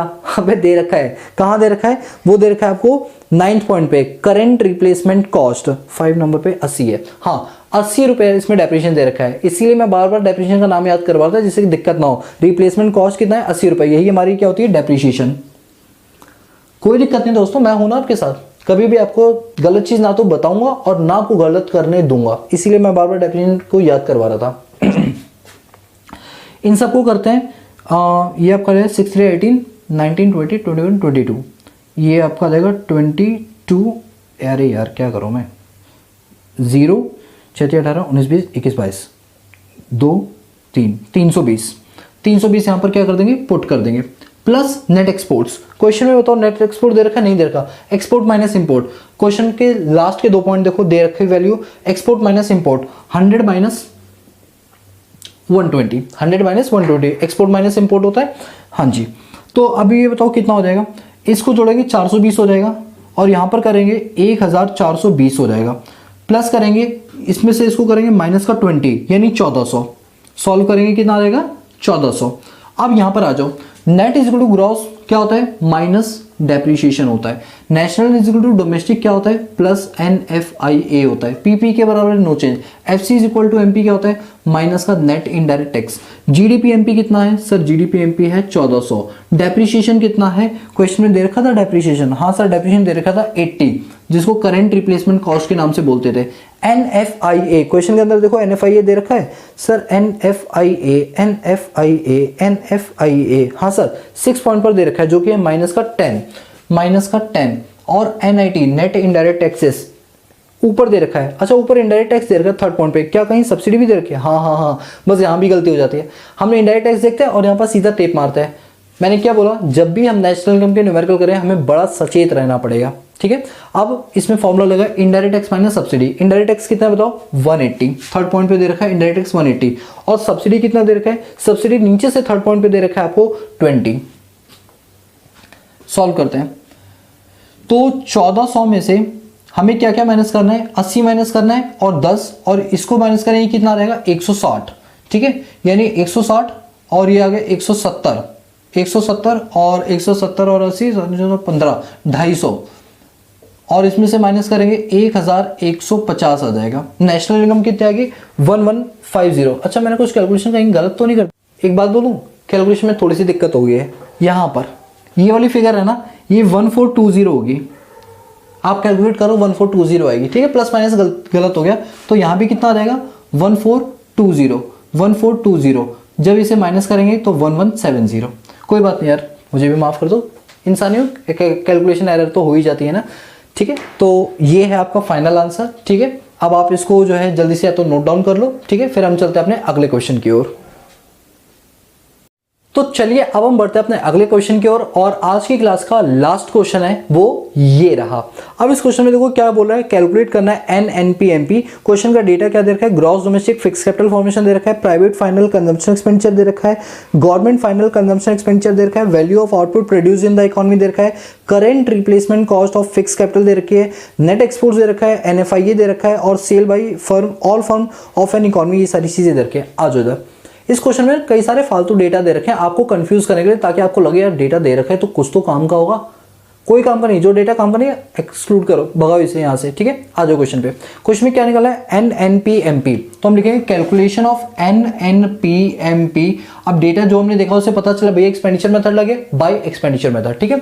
तो जब हम NNP निकालेंगे तो बराबरी में इसके क्या चाहिए? भाई चाहिए। अब क्योंकि एक्सपेंडिचर मेथड है तो भाई का नाम क्या हो जाता है? GDP-MP। और यही अगर इनकम मेथड होता तो भाई का नाम क्या हो जाता? NDP-FC। याद आ रहा है? Yes sir. GDP-MP कैसे निकालते हैं? Private final consumption expenditure plus government final consumption expenditure plus gross domestic capital formation plus net exports. Question में देखकर बताओ प्राइवेट फाइनल कंजम्पशन एक्सपेंडिचर कितना है? सेकंड पॉइंट में दे रखा है 8000। कितना? 8000। गवर्नमेंट फाइनल कंजम्पशन एक्सपेंडिचर कितना दे रखा है? थर्ड पॉइंट पे दे रखा है 3000। कितना? 3000। ग्रॉस डोमेस्टिक कैपिटल फॉर्मेशन कितना दे रखा है? ये नहीं दे रखा। ग्रॉस फिक्स कैपिटल फॉर्मेशन बताओ, फॉर्मूला नंबर 1, 2 या 3? Sir formula number 1। तो क्या होगा बताओ? Gross domestic capital formation is equal to gross fixed capital formation plus change in stock, तो बताओ ग्रॉस फिक्स कैपिटल फॉर्मेशन कितना दे रखा है? फर्स्ट पॉइंट पे 350 और चेंज इन स्टॉक कितना दे रखा है? चेंज इन स्टॉक का फॉर्मूला होता है closing stock minus opening stock. वैसे I think change in stock इसमें दे ही नहीं रखा है, ठीक है। चेंज इन स्टॉक एक मिनट चेंज स्टॉक जरूर होगा इसके अंदर। अगर हम एक बार क्वेश्चन में डेटा ध्यान से देखना, आप लोग भी और मैं भी देखता हूँ, चेंज स्टॉक ऐसा हो ही नहीं सकता ना दे रखा हो। आ जाओ। अच्छा मैं एक चीज बोलूँ आपको। हाँ सर बोलो। चेंज इन स्टॉक का मतलब क्या होता है? देखो चेंज स्टॉक का मतलब ये होता है हमने कितना माल बनाया और कितना माल बिक गया, उसके बाद कितना बचा, that is change in stock. अच्छा मैं आपको समझाने के लिए एक एग्जांपल दूं? यस सर बिल्कुल दो। आपको कभी फॉर्मूला नहीं याद करना पड़ेगा, कभी नहीं याद करना पड़ेगा। मैं आपको बताता हूं एक बहुत अच्छी ट्रिक एक एग्जांपल से। एग्जांपल ये है, मैं एक हलवाई वाला हूं। जब मैं हलवाई वाला हूं तो मैंने आज पूरे दिन भर में ना प्रोडक्शन की, किसकी? समोसों की। मैंने 100 समोसे बनाए, 100 समोसे, ठीक है। 100 समोसे बनाए जिसमें से मैंने पूरे दिन के अंदर 70 समोसे बेच दिए। देख रहे हो हलवाईगिरी मेरी, दबा के बेचे 70 रुपए के। अब आलू की जगह चूहे घुसा के बेचे समझ लो, ठीक है। 100 में से 70 समोसे बेच दिए। तो कितने समोसे बचे? सर 30 समोसे बचे। तो 30 समोसे मेरे लिए क्या कहलाएगा? क्लोजिंग स्टॉक, यानी बचा हुआ स्टॉक। अब मैंने दुकान का शटर बंद कर दिया, यही क्लोजिंग स्टॉक मेरे अगले दिन के लिए क्या बन जाएगा? Opening stock. खैर अकाउंट्स में हमें नहीं जाना, हमें तो बस इतना देखना है हमने कितना प्रोडक्शन किया, 100 का, बिक कितने के? 70। तो स्टॉक कितना बचा? 30। तो ये बताओ हम इसे क्लोजिंग स्टॉक ना बोल के क्या चेंज इन स्टॉक बोल सकते हैं? हाँ सर बोल सकते हैं। क्यों बोल सकते हैं? क्योंकि ओपनिंग स्टॉक हमारे पास कितना था? 100। सेल कितना हुआ? 70। तो चेंज स्टॉक कितना हुआ? 30। चेंज स्टॉक मतलब दोनों में डिफरेंस कितना है? 30 का। आप क्वेश्चन की लाइन देखो मैं आपको बता रहा हूं, समझना क्वेश्चन में, क्वेश्चन के अंदर लिखा हुआ है 4th पॉइंट पे value output produce, value of firm output produce, firm ने कितने आउटपुट प्रोड्यूस किए हैं सर, फर्म ने 150, यानी अब यहां पे प्रोडक्शन में कितना लिखूं बताओ सर, प्रोडक्शन में लिखो 150, ठीक है। अब देखो सबसे लास्ट पॉइंट, देखो सबसे last point, sale by all firm, economy की सारी फर्म के द्वारा सेल कितनी की गई, 100 की, तो बताओ 150 प्रोडक्ट बनाए, 100 बिक गए, तो कितने बचे, 50, और यही हमारा क्या है, चेंज इन स्टॉक, तो हम चेंज स्टॉक में कितना लिख देंगे 50, और आंसर आ जाएगा 400, तो ग्रॉस डोमेस्टिक कैपिटल फॉर्मेशन कितना आ गया 400। मैंने क्या बोला, हर क्वेश्चन में कुछ ना कुछ नया निकल के आएगा, और उसके बाद जब मैं सारे क्वेश्चन करता हूँ फिर कोई सा भी क्वेश्चन आप कर लो, सारे हो जाएंगे आपसे, ठीक है। चलो, तो अब मैं इस वाले पार्ट को आप नोट डाउन कर लेना, अभी रब कर दूं इसे, ये सर बिल्कुल कर दो रब, चलिए ठीक है, मैंने इसको रब कर दिया। अब आगे देखो और क्या चाहिए, में नेट एक्सपोर्ट्स, क्वेश्चन में नेट एक्सपोर्ट्स 6 पॉइंट पे दे रखा है, वो भी कितना है, माइनस का 60, 8000, और ये कितने हो गए 11,000, 11,400, 11,400 में से 60 जाएंगे तो 11,340, 11,340। अब net is to gross minus depreciation, national is to domestic plus NFIA, PP के बराबर है नो चेंज, MPMP के बराबर है नो चेंज, GDP कितना निकाला 11,340। डेप्रिसिएशन, क्या क्वेश्चन में कहीं हमें डेप्रिसिएशन दे रखा है, डेप्रिसिएशन हाँ दे रखा है। 5th पॉइंट ध्यान से देखो, current replacement cost of fixed assets, fix capital कितना 40, ये क्या है डेप्रिसिएशन है, तो 40 आ जाएगा, प्लस NFIA कहां दे रखा है क्वेश्चन में, NFIA सेकेंड लास्ट पॉइंट 80, इसको ऐड करेंगे, ये माइनस करके 11,300 आ जाएगा, उसमें से 80 और जोड़ देंगे 11,380, तो 11,380 गया, बिल्कुल सही आंसर। समझ आया दोस्तों, हाँ सर, एक्सपेंडिचर मेथड आ रहा है समझ में, ऐसे ही क्वेश्चन एग्जाम में आते हैं, ठीक है। एग्जाम में क्या होगा ना, जो डेटा होगा उस हिसाब से इनकम और एक्सपेंडिचर के डेटा दोनों एक साथ गिवन होंगे, और फिर आपको आंसर निकालना है, उसकी भी प्रैक्टिस करवाऊंगा।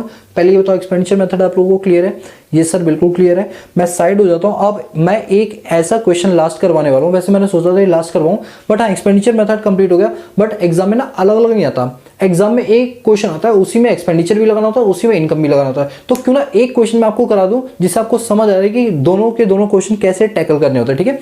साइड हो रहा हूं, नोट करो, पॉज करके फिर मैं अगले क्वेश्चन पे मूव ऑन करूंगा।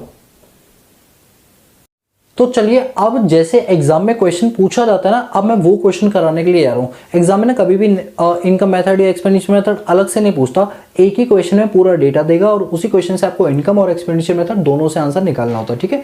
ये एग्जाम का ही क्वेश्चन है जो मैं अब आपको दे रहा हूँ, ये एग्जाम का क्वेश्चन है। तो चलिए, अब क्वेश्चन आपकी स्क्रीन पर ये रहा, क्वेश्चन को पढ़ो, देखो क्या कह रहा है। क्वेश्चन कह रहा है कैलकुलेट करो national income by income method और एक्सपेंडिचर मेथड, और आप देख सकते हैं 6 नंबर का क्वेश्चन है ये। क्या लिखा हुआ है इसमें, रेंट दे रखा है, NFI दे रखा है, कंपनसेशन ऑफ एम्प्लॉइज दे रखा है, इनडायरेक्ट टैक्स दे रखा है, गवर्नमेंट फाइनल कंजप्शन एक्सपेंडिचर दे रखा है, सब्सिडीज दे रखी है, रॉयल्टी दे रखी है, नेट एक्सपोर्ट दे रखा है, इंटरेस्ट दे रखा है, corporate tax, profit after tax भी दे रखा है, private final consumption expenditure, change in stock और net domestic fix capital formation, ये सारे डेटा दे रखा है। और आपको क्या निकाल के दिखाना है, नेशनल इनकम, और दोनों के दोनों मेथड से निकालना है, ठीक है। आ जाओ इधर, क्वेश्चन को नोट डाउन कर लिया, और एग्जाम का क्वेश्चन है और एग्जाम में ऐसे ही क्वेश्चन आते हैं, ठीक है। पहले मैंने आपका बेस बनाया ना इनकम मेथड करवा के एक्सपेंडिचर, अब दोनों को एक साथ करना सीखो, एक ही क्वेश्चन में समझ जाओगे, मुझे दोबारा दूसरा क्वेश्चन करने की जरूरत नहीं पड़ेगी, ठीक है। आओ देखो, पहले एक काम करते हैं, हम इनकम लगाए एक्सपेंडिचर, सर एक काम करो दोनों एक साथ कर दो, चलो ठीक है। हम एग्जाम में प्रेजेंटेशन कैसे देंगे वो ध्यान देने वाली बात है। तो हम एक काम करते हैं, हम पहले लिखते हैं कि calculation of national income, short में लिख रहा हूं मैं NNPFC, ठीक है। Calculation of national income by income method. सबसे पहले हम एक काम करते हैं, क्वेश्चन को ना इनकम मेथड से सॉल्व कर लेते हैं, फिर हम आएंगे एक्सपेंडिचर मेथड की ओर, ठीक है सर। सर एग्जाम में क्या हम पहले एक्सपेंडिचर मेथड कर सकते हैं? हाँ कर सकते हो, बट क्वेश्चन का पार्ट ए और बी करके बोला हो ना, तो ए में जब इनकम लिखा है तो आप कोशिश करो कि इनकम को ही पहले सॉल्व कर लो। तो बताओ, जब हम इनकम मेथड से नेशनल इनकम निकालते हैं तो बताओ क्या इक्वल टू में लिखना चाहिए, NDPFC। मैंने आपको बताया था ना, जो चीज फाइंड आउट करनी है वो लेफ्ट हैंड साइड में, नेशनल इनकम फाइंड आउट करनी है वो लेफ्ट हैंड साइड में लिख दिया, राइट साइड में इसका भाई लिखते हैं। भाई इनकम मेथड में क्या होता है, NDPFC। क्या क्वेश्चन में NDPFC दे रखा है? नहीं, हम निकालेंगे। तो अब यहां पर क्या लिखेंगे, वर्किंग नोट नंबर 1। दोस्तों जो मैं क्वेश्चन कर रहा हूं बिल्कुल एग्जाम में यही प्रेजेंटेशन आपको देनी है, तभी नंबर मिलेंगे। तो क्या लिखेंगे बताओ, हम लिखेंगे कैलकुलेशन ऑफ, बताओ क्या, एनडीपीएफसी, कैलकुलेशन ऑफ एनडीपीएफसी, क्योंकि क्वेश्चन में एनडीपीएफसी नहीं दे रखा। तो ठीक है भाई, अब आपका टाइम आ गया है जिसमें आप मुझे फॉर्मूला बताओगे। चलो जहां बैठे हो वहीं से बोलना शुरू करो, चिल्लाओ, वहां पे बैठ के चिल्लाओ, आवाज आनी चाहिए, बोलो क्या होता है फॉर्मूला। सर फॉर्मूला होता है operating surplus, operating surplus plus COE. ओहो, सीओई क्या होता है पूरा बोलो, compensation of employees, compensation of employees, compensation of employees, ठीक है, plus mixed income of self employed, mixed income of self employed. Sir इस क्वेश्चन से तो हमारी डे 2 की भी क्लास रिवाइज हो जाएगी, और क्या, डे 2 में जो पढ़ाया था उसकी भी रिवीजन हो जाएगी आपकी, तो ठीक है। ऑपरेटिंग सरप्लस, क्या क्वेश्चन में ऑपरेटिंग सरप्लस गिवन है? अरे नहीं भैया, इतनी आसानी से क्यों देगा, तो एक काम करते हैं ऑपरेटिंग सरप्लस भी निकाल लेते हैं, ठीक है भाई। मैं आज देखना चाहता हूं ये क्वेश्चन मुझे कितना घुमाएगा। आज ना मैंने इसे घुमा दिया आंसर निकाल के तो मेरा नाम शिवम नहीं और आप लोगों का भी नाम नहीं, ठीक है, क्योंकि हमें इस क्वेश्चन को सॉल्व करके दिखाना ही दिखाना है। ऑपरेटिंग सरप्लस का फॉर्मूला क्या होता है? सर ऑपरेटिंग सरप्लस का फॉर्मूला होता है rent plus interest plus profit plus royalty, ठीक है। अब क्वेश्चन में देखो, क्या आपको रेंट गिवन है? सर रेंट पहले नंबर पे गिवन है 50। क्या क्वेश्चन में इंटरेस्ट गिवन है? इंटरेस्ट हाँ गिवन है 9th नंबर पे, 9th नंबर पे मतलब 1 2 3 4 5 6, 1 2 3 4 5 6 40, तो ये इंटरेस्ट दे रखा है 40 प्लस प्रॉफिट। यहाँ दिक्कत आएगी आप लोगों को, यहाँ देखना प्रॉफिट की अगर हम बात करें तो प्रॉफिट में क्या चीज देखिए, देखो यहाँ पर देख रहे हैं प्रॉफिट आफ्टर टैक्स और कॉर्पोरेट टैक्स, दोस्तों दोनों को जोड़ा जाता है, क्योंकि मैंने आपको प्रॉफिट का फॉर्मूला बताया था ना। प्रॉफिट का फॉर्मूला क्या होता है बताओ? हमारा होता है corporate tax plus dividend plus undistributed profit. अब इस क्वेश्चन में प्रॉफिट आफ्टर टैक्स भी दे रखा है और कॉर्पोरेट टैक्स, जब हम दोनों को जोड़ेंगे तब जाके हमारे पास आएगा क्या, प्रॉफिट, ठीक है। तो दोनों की वैल्यू कितनी दे रखी है? 100 और 20, यानी कि टोटल आ गया हमारा 120। कितना आ गया? 120। और रॉयल्टी क्वेश्चन में कितनी दे रखी है? रॉयल्टी क्वेश्चन में हमें दे रखी है 20 की। चलिए अब इसको ऐड करते हैं, ये 90 आ जाएगा, 90 और 140, ये आपका आ जाएगा 230। यहां पर ऑपरेटिंग सरप्लस में लिख देंगे 230, स्टार डाल के लिखा है तो स्टार को एग्जामिनर अपने नीचे देख लेगा, हमें जरूरत नहीं वर्किंग नोट वगैरह लिखने की। कंपनसेशन ऑफ एम्प्लॉयज क्वेश्चन में वो थैंक गॉड दे रखा है थर्ड पॉइंट पे 500। अगर मान लो कंपनसेशन ऑफ एम्प्लॉयज हमें नहीं गिवन होता तो क्या होता फॉर्मूला बताओ? Wages and salaries plus social security scheme contribute by the employer, employ नहीं एम्प्लॉयर, ठीक है। इसके बाद और क्या है हमारे पास? Mixed income of self employed. Question में कहीं भी मिक्स्ड इनकम नहीं है तो हम 0 ले लेंगे, ठीक है। ये आ जाएगा आपका 730, यहां पर लिखेंगे। अच्छा यहां पर अभी कन्वर्जन टेबल भी लगानी है। नेट के बराबर no change, national to domestic plus NFIA, PP के बराबर है नो चेंज, SCFC के बराबर है नो चेंज, NDPFC अभी हमने निकाला 730, NFIA क्वेश्चन में दे रखा है क्या? हाँ सर दे रखा है, फर्स्ट पॉइंट में ही दे रखा है हमें NFIA, कितने रुपए? 5। तो 5 को हम क्या कर लेंगे? ऐड कर लेंगे, ये लो, ये कितना आ गया? 735 आ गया, फाइनल आंसर। अरे कोई दिक्कत वाली बात नहीं है, हमारा आंसर कितना आ गया? 735, बिल्कुल सही है 735। लेकिन अभी खुश मत हो ना, 6 नंबर का क्वेश्चन होगा या 4 का होगा, आधे नंबर मिलेंगे क्योंकि अभी एक्सपेंडिचर मेथड बचा हुआ है, ठीक है। अब हमने ये कर लिया, अब हम करेंगे एक्सपेंडिचर मेथड। दोस्तों एक मजे की बात बताऊं? सर हाँ बताओ। मजे की बात तो ये है कि जब हम एक्सपेंडिचर मेथड करेंगे उससे भी हमारा आंसर 735 ही आना चाहिए। सर ये क्या कौन सा खेल खेल रहे हो? एक बात बताओ, मेथड चाहे कोई भी लगाओ कि आंसर बदल चेंज आएगा? नहीं सर, आंसर तो सेम आना चाहिए। तो बस इससे आपको पता चलेगा एग्जाम में कि आपका आंसर सही है या गलत है, ठीक है। तो चलिए अब हम करते हैं एक्सपेंडिचर मेथड, ठीक है। तो हमारी हेडिंग सबसे पहले क्या होगी? सर सबसे पहले हेडिंग आप डालोगे calculation of national income, short में लिख रहा हूं NNPFC, बाय कौन सा मेथड बताओ? Expenditure method, bye expenditure method, ठीक है। ये हो गया। अब एक्सपेंडिचर मेथड में सबसे पहले हमें क्या निकालना है? National income NNPFC। और एक्सपेंडिचर मेथड में बताओ भाई का नाम क्या होता है? सर अभी अभी हमने सीखा था GDP-MP। क्या क्वेश्चन में GDP-MP दे रखा है? नहीं दे रखा है, तो हम निकाल लेंगे, हमें आता है निकालना। तो हम यहाँ पर लिखेंगे वर्किंग नोट नंबर 1 और क्या लिखेंगे? Calculation of GDP-MP।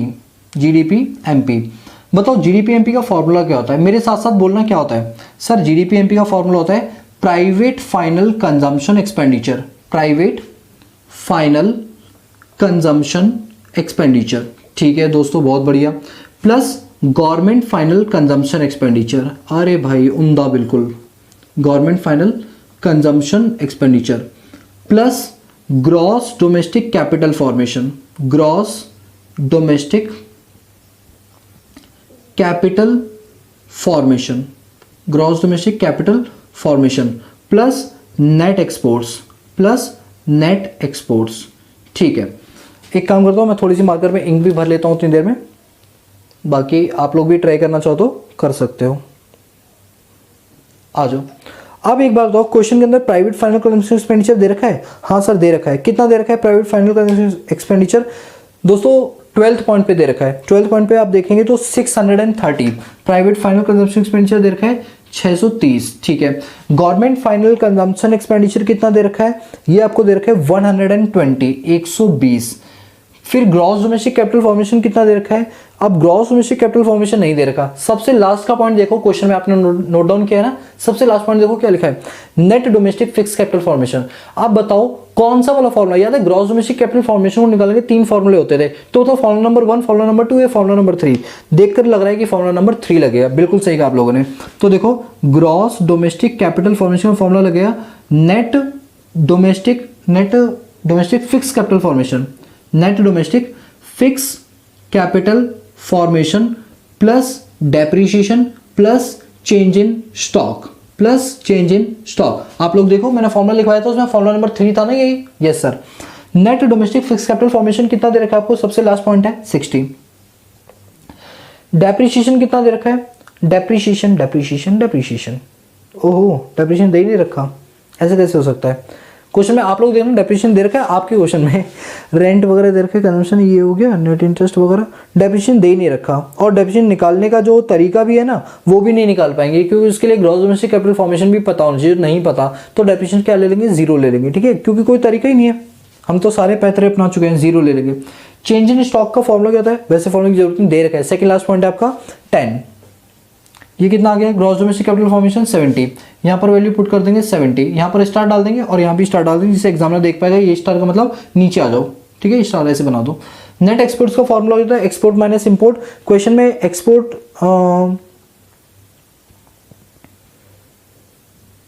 इंपोर्ट दे नहीं रखा क्या? रेंट दे रखा है, एनएफआई हो गया, ये सब्सिडी हो गया, रॉयल्टी हो गया, नेट एक्सपोर्ट दे तो रखा है। 7 पॉइंट पे दे रखा है माइनस का 20, ठीक है, माइनस का 20, ओके। तो 630 और 120, एक काम करते हैं इसको ऐसे ऐड कर लेते हैं, 630, 120 और 70, तो ये आ गया 7 3 10 2 12 और ये 8, और उसमें से 20 माइनस कर देंगे, 800 आ जाएगा, ठीक है। अब ध्यान देना, net is equal to gross क्या होता है? माइनस का depreciation. National is equal to domestic क्या होता है? प्लस का NFIA।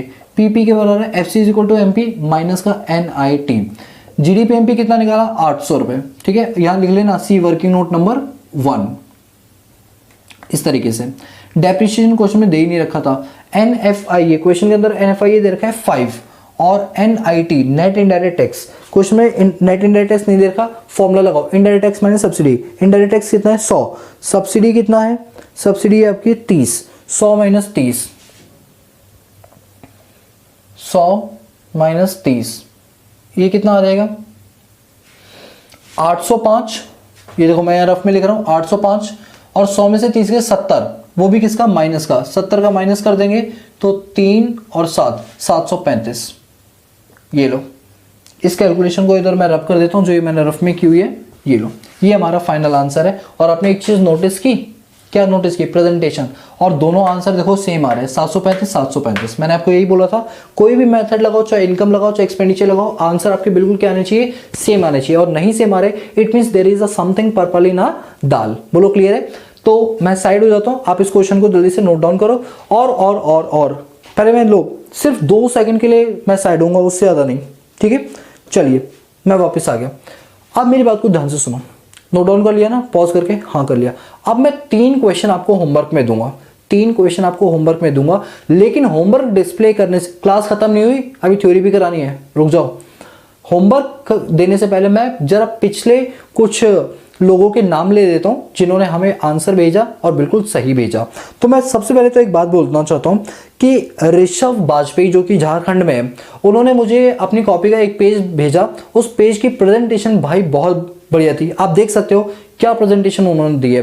दोस्तों मैं चाहता हूं इसी तरीके से आप भी अपनी कॉपी को सजा के लिखें, जिससे कि कल को भविष्य में आप भी किसी को पढ़ाएं या अपने जूनियर्स को वो दें तो उनको भी समझ में आ जाए आपकी कॉपी देखे। बहुत अच्छी प्रेजेंटेशन है ऋषभ, ऑल द बेस्ट, और उम्मीद करता हूं आप इसी तरह से बहुत अच्छी अच्छी चीजें और भी लिखोगे। ठीक है, अब बात करते हैं कि किन किन लोगों ने क्वेश्चन के आंसर सही भेजे। दोस्तों 2 लोग हैं जिन्होंने आंसर सही भेजे, बाकी सबके आंसर गलत है। गलत नहीं है, बट ये 3 क्वेश्चन दिए थे, किसी का 1 सही है, किसी के 2 सही है, किसी के तीनों ही गलत है। तो वो 2 व्यक्तियों के नाम क्या है? सबसे पहले श्रुति देवाग जो कि मध्य प्रदेश में रहती है, उनके तीनों के तीनों क्वेश्चन बिल्कुल सही थे। और दूसरे व्यक्ति का नाम है नवनीत जो कि हरियाणा में रहते हैं। भाई इनकी प्रेजेंटेशन बड़ी उम्दा क्वालिटी की नवनीत की। मैं अभी ना नवनीत ने जो प्रेजेंटेशन दी है उसका लिंक मैं डिस्क्रिप्शन बॉक्स में दूंगा। नवनीत ने जो प्रेजेंटेशन दी उसका लिंक डिस्क्रिप्शन बॉक्स में दूंगा। देखो नवनीत ने किस तरीके से प्रेजेंटेशन दी, बहुत ही बढ़िया दी है। ठीक है, अब मैं बात करता हूं उन बच्चों की जिनके 2 क्वेश्चन सही हैं। मतलब 3 तो किसी के सही नहीं थे, बस 2 ही लोग के सही थे जिनके नाम मैंने लिए। अब उनके नाम ले रहा हूं जिनके 2 ही क्वेश्चन सही थे। जैसे आपके हैं अनुष्का मौर्य जो कि चंडीगढ़ में रहती है, इनका सिर्फ क्वेश्चन नंबर 2 सही था। इसका खुशी जो कि पंजाब में रहती है, उनका क्वेश्चन नंबर 2 और 3 सही था। सिमरन राजपूत जो कि हरियाणा में रहती है, इनका क्वेश्चन नंबर 2 ही सही था। इसके बाद आशीष पूनिया जो कि दिल्ली में रहते हैं, क्वेश्चन नंबर 2 सही था। ज्योति राजस्थान में रहती है, क्वेश्चन नंबर 2 सही था। अनमोलदीप पंजाब जिनका क्वेश्चन नंबर 2 और 3 दोनों ही सही थे। राज जो कि झारखंड में रहते हैं, क्वेश्चन नंबर 1 सही है। इसके बाद इशिका जो कि बिहार में रहती है, क्वेश्चन नंबर 2 सही है। सीमा जो कि पंजाब में रहती है, क्वेश्चन नंबर 2 सही है। सारा जो कि पंजाब में रहते हैं, क्वेश्चन नंबर 2 और 3 दोनों ही सही है। इसके बाद राज जो कि नई दिल्ली में रहते हैं, क्वेश्चन नंबर 2 और 3 सही है। और प्रीति आर्या जो कि क्वेश्चन नंबर 2 सही है उनका। और सिमरन जो कि वेस्ट बंगाल में रहती है, उनका क्वेश्चन नंबर 2 और 3 सही है। मोस्ट प्रोबेबली सबके क्वेश्चन नंबर 1 ही गलत है, बस 2 बच्चों को छोड़ के। क्वेश्चन नंबर 1 में ऐसी क्या दिक्कत थी भाई? मैं जानता हूं वो दिक्कत क्या थी। आपने कहीं ना क्वेश्चन नंबर 1 के अंदर वो माइनस वाली फिगर नहीं लिखी होगी।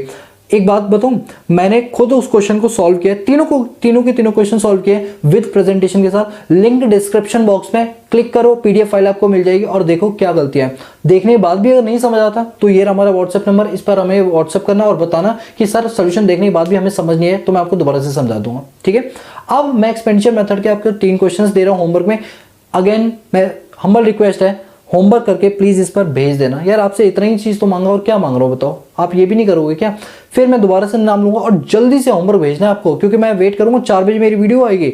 और वैसे ही देखते हैं कि कितनी देर में आप क्वेश्चन सॉल्व करके मुझे भेजते हो। तो आपका होमवर्क ये रहा।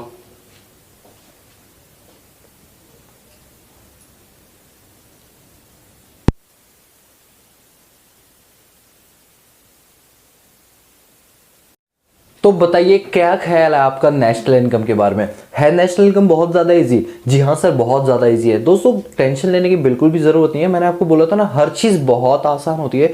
बस फर्क इतना होता है कि जब हम रटते हैं तो वो चीज टफ बन जाती है, और जब चीजों को हम समझ के करते हैं तो वो चीज आसान बन जाती है। और मैं पूरी इकोनॉमिक्स को ठीक इसी तरीके से करवाऊंगा, बिल्कुल टेंशन लेने की बात नहीं है। सो आई होप गाइस कि आपको एक्सपेंडिचर मेथड पूरा क्लियर हो गया इतने सारे क्वेश्चंस करवा लेने के बाद। ठीक है, अब जरा मैं एक बार फॉर्मूले याद करवाऊं आप लोगों को। हाँ सर बिल्कुल, एक बार रिवीजन करवा दो। ठीक है, चलो मेरे साथ रिवीजन करो। ये बताओ एक्सपेंडिचर मेथड में सबसे पहले क्या निकालना है? सर सबसे पहले उसको भाई निकालते हैं। भाई का नाम क्या होता है? GDP MP. कैसे निकालते हैं बताओ? Private final consumption expenditure plus government final consumption expenditure plus gross domestic capital formation plus net exports. अच्छा एक बार बताओ, ग्रॉस डोमेस्टिक कैपिटल फॉर्मेशन का फॉर्मूला क्या होता है? सर उसके 3 फॉर्मूले होते हैं। कौन कौन से होते हैं? Gross fix capital formation plus change in stock, दूसरा होता है net fix capital formation plus change in stock plus depreciation, और एक होता है net domestic capital formation plus depreciation. अच्छा एक बात बताओ, ग्रॉस डोमेस्टिक कैपिटल फॉर्मेशन दूसरा नाम क्या होता है? सर ग्रॉस इन्वेस्टमेंट होता है। Very good. नेट एक्सपोर्ट्स का फॉर्मूला क्या होता है? Export minus import.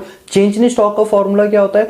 Change in stock का फॉर्मूला होता है closing stock minus opening stock. दोस्तों यहां पर बताना चाहूंगा, चेंज इन स्टॉक को एक नाम से और भी जाना जाता है, that is increase in investment या फिर चेंज इन इन्वेस्टमेंट। तो अगर चेंज इन इन्वेस्टमेंट हो तो समझ आना चेंज इन स्टॉक दे रखा है। ठीक है, तो ये कुछ नाम होते हैं जो आपको हमेशा याद रखना है। ठीक है, चलिए अब दोस्तों मैं आपको बताना चाहूंगा कि जैसे आप देख पा रहे हो, इकोनॉमिक्स हमने बिल्कुल बढ़िया तरीके से पढ़ी। ठीक इसी तरीके से हम अकाउंटेंसी भी पढ़ाते हैं। क्लास 11th और क्लास 12th की वो हमें आपके मोबाइल एप्लीकेशन पे मिलेगी। मोबाइल एप्लीकेशन तो आप जानते हैं इकोनॉमिक्स सीजीए के नाम से, वहां पर आपको हमारी 11th और 12th क्लास की पूरी कॉन्सेप्चुअल क्लास मिल जाएगी।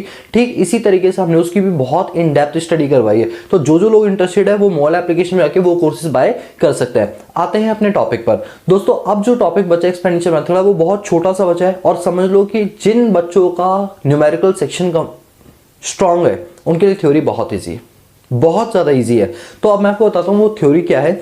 सबसे पहला है स्टेप्स ऑफ एक्सपेंडिचर मेथड। कौन कौन से स्टेप्स होते हैं जब हम एक्सपेंडिचर मेथड को लगाते हैं। दोस्तों आपको एक बात बताऊं, जिन लोगों ने हमारी डे 2 ली है, डे 2 वाली क्लास ली है, उसमें जब हमने स्टेप बताए थे इनकम मेथड के, तो मैंने बताया था ना, पहला स्टेप सब जगह कॉमन होता है कि जो भी हम प्रोडक्शन करते हैं वो अपने प्राइमरी, सेकेंडरी और टर्शियरी यूनिट की हेल्प से करते हैं। ठीक है, तो वही चीज स्टेप 1 यहाँ पर, all economic unit which incurred final expenses within the domestic territory are classified under household sector. अब इसमें देखो प्राइमरी, सेकेंडरी, टर्शियरी तो है ही, लेकिन उसमें भी क्या है, जैसे हाउस होल्ड, याद है वो प्राइवेट फाइनल कंजम्पशन एक्सपेंडिचर, उसका मतलब क्या है हाउस होल्ड। फिर है गवर्नमेंट सेक्टर, वो गवर्नमेंट फाइनल कंजम्पशन एक्सपेंडिचर।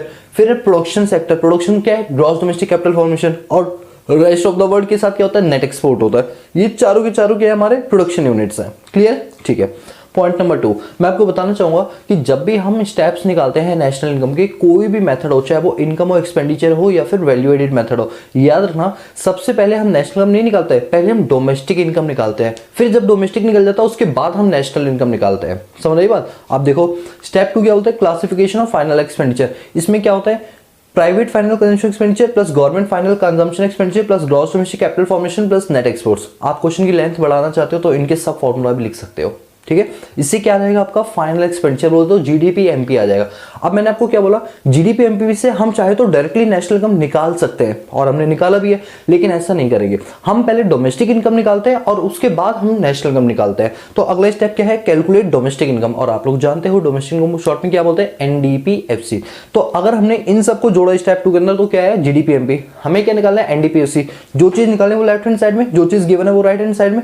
हमने क्या कर दिया, कन्वर्जन मेथड लगा दिया। कन्वर्जन मेथड से फॉर्मूला अपने आप बन गया। आई थिंक अब मुझे बताने की जरूरत नहीं है। अब जब एनडीपीएफसी आ गया तो आप क्या निकालेंगे, नेशनल इनकम। नेशनल इनकम क्या है, NNPFC is equal to NDPFC plus NFI. मतलब अब मुझे ऐसा लगता है ये बड़े बड़े फॉर्मूले आपके लिए कुछ नहीं रह गए, बच्चे हैं आपके सामने, ये कुछ भी नहीं रह गए जिनको हम बहुत बड़ा हुआ मानते थे। ठीक है, तो ये थे आपके स्टेप्स ऑफ एक्सपेंडिचर मेथड।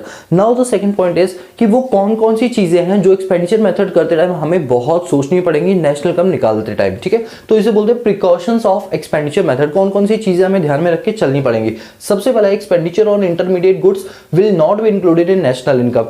अभी हम आगे ही क्लासों में पढ़ेंगे, मैं आपको एक टॉपिक कराऊंगा इंटरमीडिएट और फाइनल गुड्स। इसमें क्या होता है, जो गुड्स होता है ना उसको बनाने के लिए जो जो रॉ मटेरियल्स की जरूरत पड़ती है हम उनको क्या बोलते हैं, इंटरमीडिएट गुड्स।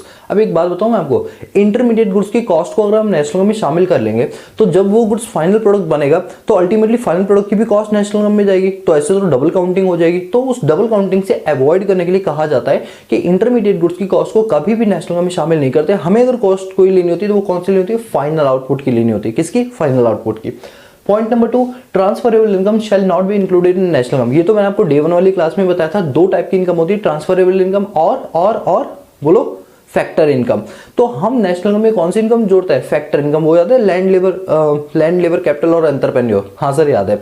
तो वो वाली इनकम जोड़ते हैं। बाकी ट्रांसफरेबल फ्री की इनकम जैसे आपकी कंचक की हो गई, आपकी पिक पॉकेटिंग का जो आपके पास टैलेंट है, इससे कोई भी इनकम होगी नेशनल में काउंट नहीं की जाएगी। Point number 3, purchase of second hand goods shall not be included in national income, rather value addition and brokerage shall be included. मैंने आपको उस डे 2 वाली क्लास में बताया था कि जब भी हम कोई माल बेचते हैं पुराना, तो पुराने माल को दोबारा नेशनल इनकम में काउंट नहीं करते। जैसे मान लो मैंने अपने पास एक यूनिक चीज खरीदी है, कोई प्रोडक्ट ए जो बड़ा यूनिक है, 50,000 में खरीदा, तो जब मैंने 50,000 में खरीदा होगा वो नेशनल इनकम में काउंट हो गया होगा। सर क्यों होगा, आपके लिए तो खर्चा है। हाँ मेरे लिए खर्चा है, लेकिन जिससे खरीदा उसके लिए तो इनकम है ना, तो वो नेशनल में काउंट होगी। यस सर होगी। अब वही 50,000 वाली चीज मैंने 60,000 में फर्दर किसी को बेच दी, तो नेशनल इनकम में 60,000 काउंट नहीं किया जाएगा। क्योंकि मान लो अगर हम नेशनल में 60,000 काउंट कर देंगे तो 50,000 सेम प्रोडक्ट का पहले जुड़ चुका है, 60,000 दोबारा जोड़ दो। प्रोडक्ट की कीमत कितनी होगी, 1,10,000। क्या उसकी है इतनी कीमत, नहीं, प्रोडक्ट की कीमत तो 60,000 है। अब बताओ प्रोडक्ट की अभी मार्केट प्राइस मैंने कितने बेचा, 60,000 में, 50,000 पहले से जुड़ा है। वैल्यू एडिशन कितना हुआ, 10,000। हाँ 10,000 नेशनल में काउंट हुआ, बट 60,000 काउंट नहीं होगा। क्यों, 50,000 पहले जुड़ चुका, वैल्यू एडिशन हुआ 10,000, जो वैल्यू एडिशन हो वही जोड़ो बस। समझ आ रही बात। तो यानी कि अगर हम सेकंड हैंड गुड्स बेचते हैं तो उसकी जो कॉस्टिंग होती है वो नेशनल में काउंट नहीं की जाती, लेकिन वैल्यू एडिशन काउंट की जाती है। लेकिन अगर उसी प्रोडक्ट को बेचते टाइम आपने कोई ब्रोकरेज, आपने कोई कमीशन किसी एजेंट को दिया है तो वो बार बार काउंट होगा। मान लो एक ब्रोकर है या एक एजेंट है, सेकंड हैंड गुड्स बार बार अलग अलग कस्टमर्स को बेच रहा है, तो वही वो जितनी बार भी बेचेगा वो उतनी बार अपनी इनकम को नेशनल में काउंट करवा देगा। क्यों? क्योंकि माना कि सेम प्रोडक्ट है बट वो सर्विस डिफरेंट टाइम पर और डिफरेंट कस्टमर्स को दे रहे हैं। बात समझ आ रही है? तो सैलरी, ब्रोकरेज, कमीशन, ये सारी की सारी चीजें जुड़ेंगी सेकंड हैंड गुड्स पर भी, बट सेकंड हैंड गुड्स की वैल्यू नहीं जुड़ेगी बल्कि वैल्यू एडिशन जुड़ेगा। Purchase of financial assets shall not be included. अच्छा, मैंने आपको बताया था ना वो हर्षद मेहता वाला स्कैम, उसने जो शेयर्स वगैरह खरीदे, तो सोचो जब उसने 4000 करोड़ की संपत्ति बनाई, क्या वो नेशनल में काउंट हुई होगी? नहीं हुई होगी। क्यों? क्योंकि वो शेयर्स और डिवेंचर से की गई। ये एक फाइनेंशियल एसेट्स होते हैं जिनकी वैल्यू हम खुद ही बढ़ा लेते हैं और खुद ही कम कर देते हैं। मतलब इनकी कोई इंट्रेंसिक वैल्यू नहीं होती है, इनकी कोई फेस वैल्यू नहीं होती है, फुल बॉडीड वैल्यू नहीं होती है, लेकिन बस एक फेक करेंसी की तरह हम इसको यूज करते हैं। इसलिए गवर्नमेंट कहती है इसको नेशनल में काउंट नहीं करनी चाहिए। बिकॉज शेयर की वैल्यू आज मान लो 1000 है, कल को हो सकता है 10 रुपए भी हो जाए। ऐसे तो नेशनल हमारी बराबर फ्लक्चुएट करेगी। हम हमेशा वो चीज काउंट करते हैं जिसकी एक्चुअल वैल्यू बिल्कुल फिक्स हो। हाँ, थोड़ी बहुत अप डाउन चलेगी बट इतनी ज्यादा अप डाउन नहीं। इसलिए कहते हैं ये स्पेक्युलेटिव मार्केट है, सट्टा बाजारी का मार्केट है, इसकी इनकम नेशनल में शामिल नहीं की जाएगी। ठीक है। Expenditure on account production like production of self consumption और इम्प्यूटेड कॉस्ट, ये नेशनल में शामिल की जाती है। मैंने बताया था ना कि आपके घर में आपकी मम्मी जो खाना बनाती है, अगर वो कहीं और बनाती है तो उन्हें पैसे मिलते हैं, तो जो वो घर में बना रही है माना जाएगा कि वो घर से भी कुछ इनकम कमा रही है, जो वो बाहर कमा सकती थी वो भी नेशनल में काउंट की जाएगी। सो गाइस, जब भी हम एक्सपेंडिचर मेथड करेंगे तो इन बातों का ध्यान हमें रखना पड़ेगा। ठीक है। यहाँ पर आपका जो एक्सपेंडिचर मेथड है वो पूरी तरीके से कंप्लीट होता है। अब मेरी बात को ध्यान से सुनना। मैं उम्मीद करता हूँ कि आपको नेशनल इनकम में इनकम मेथड भी अच्छे से समझ आ गया होगा, एक्सपेंडिचर भी अच्छे से समझ आ गया होगा। अगली क्लास में आपको वैल्यू एडिशन मेथड कराऊंगा, वो भी समझ आ जाएगा। बस पेशेंस रखना और मेरे साथ साथ चलना, जैसा बोलूंगा वैसा करना। ठीक है। अब मेरी बात को सुनो। इतना सब कुछ कराया तो मुझे भी तो कुछ चाहिए ना। तो मेरी गुरु दक्षिणा पता है क्या है? देखो, मुद्दे की बात कर लेते हैं ना थोड़ा सा। देखो, मैं अपनी तरफ से आउटपुट दे रहा हूँ तो आपसे भी तो कुछ उम्मीद करूंगा। सबसे पहली चीज होती है, देखो हम टीचरों के लिए सबसे बड़ी चीज यूट्यूब पे क्या होती है जानते हो? वो ये होती है कि आप हमारी वीडियोस को डाउनलोड ना करें। कई सारे स्टूडेंट्स हैं जो वीडियो को डाउनलोड कर लेते हैं।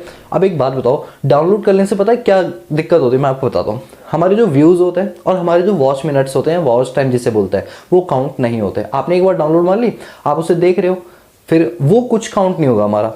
सोचो, हम आपके लिए फ्री कंटेंट लेकर आ रहे हैं, क्या जरूरत है ये बताओ ये सब करने की? मुझे क्या, मुझे आपसे 1 रुपए भी मिल रहा है? फिर भी मैं आपके लिए एफर्ट लगा रहा हूँ। इस टाइम रात के 3:30 बज रहे हैं, रात के 3:30 बज रहे हैं, वो इसलिए ताकि मैं उन सभी बच्चों के नाम ले पाऊं जो लास्ट मोमेंट तक अपना आंसर दे दे।